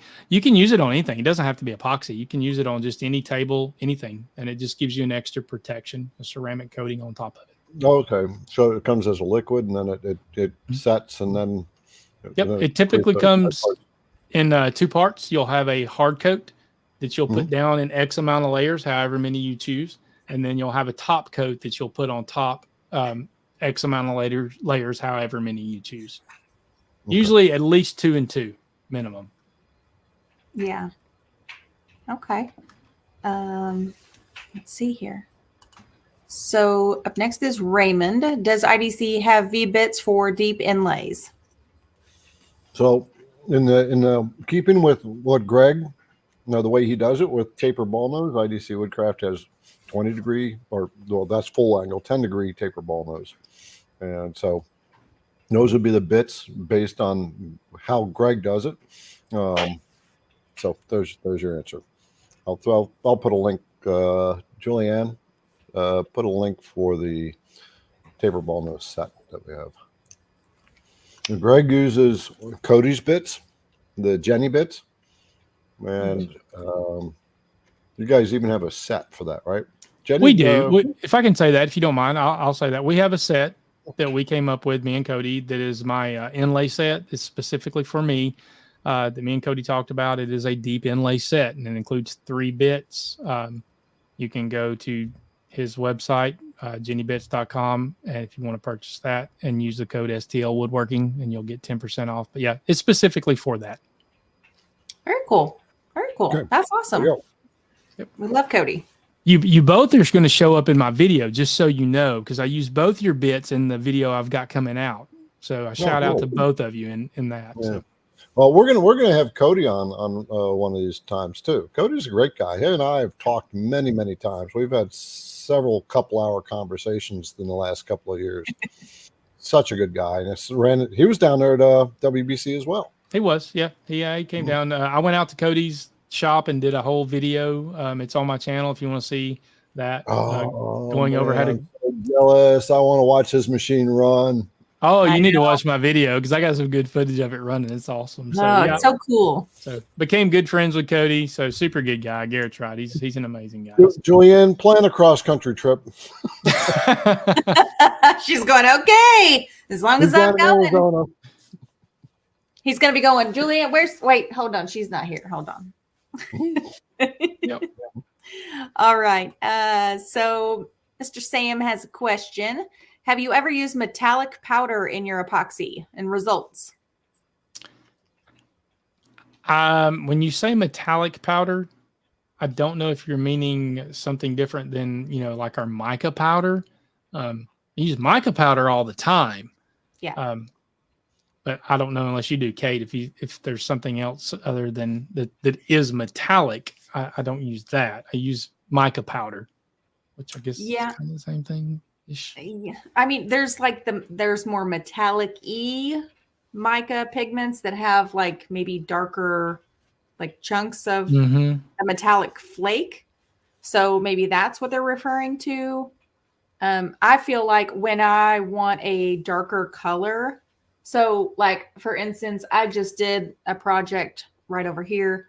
And I wanted a darker green because I only had kind of like a seafoam green. It was kind of like this color. And I was like, this looks blue in the screen, but it's kind of like a teal color. And I wanted it to be a really like deep green. So I added some like black and silver kind of pigments to it a little bit. And then it really, it deepened it up. So, I don't know if they're thinking the metallic might deepen your color. I don't know, but those are my results when I use mica color with metallic like flecks in it and stuff like that. So yeah, I haven't used any really big flakes. Not as much, just mica powder and some glitter stuff. I don't know if that qualifies. Yeah, I mean, that's what I'm saying. They're like small, like little glitter, like little glitter. Let me grab it and I'll show you real quick. Hold on. Yeah. And Jeff threw up a good explanation. Again, Jeff's the expert when it comes to pigments and such. So he just threw up a good explanation on that. So spot on, the particle size of the mica makes it more metallic per se. The larger the micron size, the more metallic and bigger particle. Yeah. So like this is like still very, very, let me see. So it's like very small. I'm trying to like not dump it on my computer here, but like, I don't know if you can see like the reflection in it, but it's still very small, but it has that like, there we go. That's kind of scary. It kind of has that like metallic-y pigment look, if you will. So it really just depends on how much like you add in. Do you have that on your website, Kate? I think so. Yes, I believe so. It's under links and discounts is where I have all my stuff linked. WomenWhoCNC.com. Yeah. So like this, so like I said, that color, don't mind I'm not done with the project. So don't be too critical, but this is like a wrestling gift. And so I wanted this to be this, like, that's that colored green that I mixed in with the black. So I just did a little bit of a V-bit in here and, whatever else, but that's what I'm saying as far as adding in that like darker pigment when I didn't have what I needed. I was like, well, I don't have time to run to Woodcraft because it's 45 minutes from my house. So a little of this and a little of this, and we'll just do a little of this and looks good. I'm trying to find a picture too. And when if I can get it, I'll if I can, I don't know how to do, I think I know how to do it. I can share it. When we're talking about different colors and mixing like that, I did a sign actually for Eye Candy for Jeff. He has it. And I'm going to tell you, that was one of the most difficult times I had is You can see their logo in the background, how many different colors and how many blends that is. I actually did a full solid epoxy sign for them. And I'm trying to find it now. And so I'll share it if I can find it. It's so funny that you say that. I have a sign right over my shoulder. I am doing the exact same thing because it's like an ombre look, and it is the wildest thing because I have found myself using like some alcohol inks, and I'm using some, like, I even like mixed the epoxy and waited until it got to that peanut butter consistency, and then I used some like alcohol ink and like a little pen, and then like dragging it through, like trying to get, because it goes from like a dark pink to like a super like light, I don't know. And then it was English walnut, so I had to do a flood coat on the board before I could even carve. This project's been a pain in the rear. So I've got it in email here. I'm not sure if this works, how this works, Garrett. Can I just share my screen? Is that? Yeah. So at the bottom, there should be a present button. Share screen. Okay, here we go. I'm not sure. I've got two screens, so I'm not sure which one it's going to show here. Let's see. Oh, this. Oh, found it. Look. Hey, look, I can do stuff. So is it showing it? There we go. So yeah, this is just a screenshot. This is actually the video of me doing it. But yeah, this is the sign I made for Eye Candy. That's beautiful. And it's 100% solid epoxy. Really? Yep. Beautiful. I poured the black layer first as the starting point, and then carved everything into that. And yeah, wow. it was very interesting. Were you ready to pull your hair out when you were done? Yeah. I believe that. Nice work, though. Beautiful work. Thank you. Yeah, that's really beautiful. Oh, that was the other thing I was going to say. I remember now, it came back into my brain about epoxy is the other good thing about the super clear is it's food safe. It is. So like Greg was talking about putting it on a charcuterie board and then having the design and then being able to put food on it. Oh, well, there you go. I hadn't gotten down that far, but there it is. So not all epoxy is food safe. So please be aware of that. But the super clear definitely is food safe. The only thing, like Greg stated earlier, is please, like, if you're going to use, because I've done like some double-sided charcuterie boards where, you can round over both sides. Epoxy for one side, like display, because a lot of women like to have their design or whatever. And then you can flip it over and then just do like a standard cutting board. So yeah, just don't cut into it. Don't cut into it. Yeah, it's great. It's food safe, but don't cut, because I don't care what epoxy you're using. It's going to flake. It's going to cut. So you don't want to do that. So don't cut into it. Yeah, absolutely. All right. So this is Dan. He's one of our regulars. He says, have any of you used Smooth On, and what do you think of them? Not here. I have no idea what that even is. Nope. Gonna have to Google it.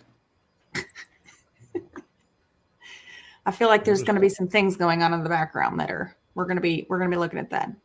Okay, so we'll move on to a question here from our sister Jen. She says, question, in a garage where you need to have a heater / blower running to keep the temp up, how do you protect an epoxy project from dust and stuff in the air? So I'll answer my part. Sure. My wife wants to kill me because I actually bought a net on Amazon that I actually have hanging from the ceiling. We have pretty high ceilings that I can lower down over top of a large epoxy project that actually keeps the dust and everything out of it. So it works pretty good. I love it. I have done, what do you want to say? You can get like a paint tint, like they sell them at Lowe's or whatever. Like you can kind of face it away from it. But I'll be really honest. So when you're doing, like I showed you, like this is my epoxy table, and you can see I've got my side-by-side heater up here, and I do a lot of my epoxy stuff right here and over here in my heaters right there. So here's the thing with epoxy. when you're doing like, not necessarily maybe a flood coat, but when you're doing epoxy, 9 times out of 10, you're going to do some type of sanding. So whatever can land in that little bitty top coat is going to be kind of a moot point at some point. Because even if you do have a little bit in that, you can go from maybe like 220 up, and then you can just kind of like sand that off and then use some higher grit sandpaper or some wet sanding, depending on what you're doing. Sheen it right back up. You don't have to worry about it too much. But tints are great. Like, look on Facebook Marketplace for a little tint. Pop that sucker up. Get a little paint tint, something of that nature. Put a sheet over it. I've used big, like, like those moving totes. Like, I've used my drill and I've kind of like poked like some micro holes so that way the heat can still escape and things like that. But I've used a table and just put like one of them big old boxes over the top of it. I don't use anything on stuff like she mentioned that I'm not going to flood coat. Flood coat's the only time I worry about cover. Yeah. I'm going to be sanding or surfacing. So if I'm doing a deep pour or anything like that, I don't worry about covering it because I don't care about those little things on top. I'm going to sand them off anyway. Yeah. Mostly. All right. So let's see. So we have Jim B here. Question about feeds and speeds when carving. Should we treat it like plastic? Treat it like wood. Treat epoxy like wood. You're not going to change your speeds and feeds any different than when you would a hardwood. Yep. That is a great question. All right. So we have Corey Winter. Greg, how do you juggle full-time work, your CNC, epoxy, inlay, YouTube, full-time needs? Yes, please. $1 million question. Tell us, Greg, what you do. Kate would like to know. Hang on. Do you see this? The red. I get no rest. I'm always tired. That's pretty much how it works. It's really tough. It's really tough to balance. Luckily, with my job, I set my own schedule. I do typically work Monday through Thursday and a half. I usually only work half a day on Friday, and I can pretty much take off anytime I need. So for me, I'm lucky and fortunate to have that type of job. It is difficult, but that is my plan, and my boss is fully aware that my plan is to stop working there. So, and he's 100% supportive of me, with the YouTube and creation and everything. But in the end, that's my plan. Yeah. It is. Now, tell me, riddle me this, Joker. Are you married? Do you have children? Yep. Are you still keeping up with like house and honeydew lists and all the things too? Yep.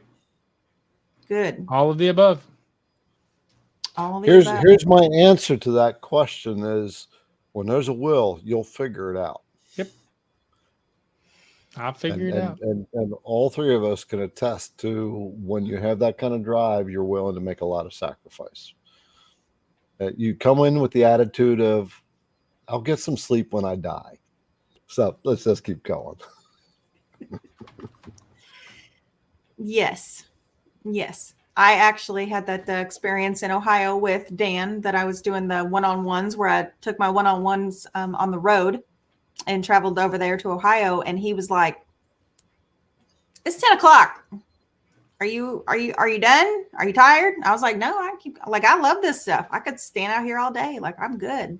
Like, he was like, all right, well, I'm gonna go get some dinner and like, I'll be back. And like, you can just like, all right, I'll be here. So I don't, it's when you love it and you have a passion for it and you have a drive for it, there's really nothing that can stop you. Yeah. I had a one-on-one today and we were talking about that a little bit, and he's like, you're so busy. Like, how do you do anything? And I was like, that's a great question. I was like, I have the women who CNC, I have the website, I have the Facebook group, I have the one-on-ones that I do, I have the things from the one-on-ones that I have to do to help the people be successful. I have 4 children, one's gone, but three are here. And it's, sports nonstop. I mean, 9 times out Not if you could see a fly on the wall behind the scenes for these Wednesday Night Lives, like y'all, I have soccer. My kid has soccer practice 40 minutes away, and I drive like a bat from you know where to get back here. And I'm usually in a rolly chair, and I'm like this. I'm here. I've arrived. Like it's a juggling act, y'all. But we all do it. So we should film me like flying in here 10 minutes till, and you're gonna, you all would die. All right. Who else would sit here for 2 hours plus to hang with you guys, chew the fat? We got one more question that we do need to knock off. So it's yes, comment from Mark. That's not a question. A statement. Good to finish it up. I've heard nothing good about smooth on alginate and silicone for molds. I hope I said that right. Yeah. So I started to look at their website, and I have to study a little bit more. They have a lot of different products. But Yep. Cool. All right. So we have come to the end of our evening. So those who are still hanging around, take a minute to jump over to Greg's channel, STL Woodworking, and subscribe. Watch a few of his videos. He's given you a lot of expert tips, and him and Kate have shared their expertise with the epoxy, which I am a newbie at. Not even newbie. I haven't even touched the stuff yet. So that's coming. Matter of fact, Julianne and Liberty, I think, are going to be heading that up and be shooting videos. So women who epoxy. How about that? Anyway, give a like to this video. Make sure you jump over to Women Who CNC, subscribe to that channel, subscribe to IDC Woodcraft. If you're not subscribed to his channels, it supports us. And make sure you check out it was Super Clear, right? You can go to womenwhocnc.com. Kate's got affiliate links there. Greg has a link. We can also throw that back in here if you would, Julianne. And then Eye Candy Pigment. Jeff has been hanging here from Eye Candy, dialoguing with you guys. So it looks like I got another person I got to meet. You do. Yeah, I was and thinking the same thing. Like, man, I need to talk to him. Let me just say shout out to Jeff, because if he's still in Cambodia, I think it's probably like in the middle of the night over there, and he's actually on. He's coming back to the States, but I'm not sure exactly when. But if he's still in Cambodia, it's super late over there. So, wow. Jeff, make sure you reach out to Garrett at idcwoodcraft.com. There it is. Yeah. And, I would love it. And I'm going to pop out who's been hanging in the background this whole time, Julianne, and she is obviously busy doing something. Yes, I'm throwing links in, all the links. Okay. Awesome. Yep, he's still in Cambodia, so he's what time is it over there, Jeff? I know it's probably like 4 a.m., something like that. Oh my gosh. Yeah. And Jeff, reach out to Kate too. womenwhocnc@gmail. Yep, definitely. It would be nice to talk epoxy with you, and it's always nice to have another friend in your arsenal when you run into a problem. All right. So. Well, Greg, thank you for devoting some of the time that you don't have, losing more shut eye, letting your eyes get redder and redder. That's right. Thanks for having me on. The stir sticks to problem open. Yeah. Oh, there you go. Yes. He should have some painter's tape over there, with the CA glue technique. He can use painter's tape. Should. There you go. Well, did you get a couple of those rolls of painter's tape and a double-sided tape at WBC? I got the double-sided tape. Yep, sure did. Okay, and I've actually been using them. They're actually in my next video too. But yeah, they're actually they're pretty good. Yeah, I've started using it too. We're going to be talking to him shortly. Cool. So. All right, very cool. Fun well, times. Thank you again, Greg. It was a pleasure speaking with you, and thank you all for joining us again for another lovely Wednesday night CNC hangout. And we will see you all next Wednesday. Yep, same CNC channel, same CNC time. Take care, everybody. Have a good night. See y'all.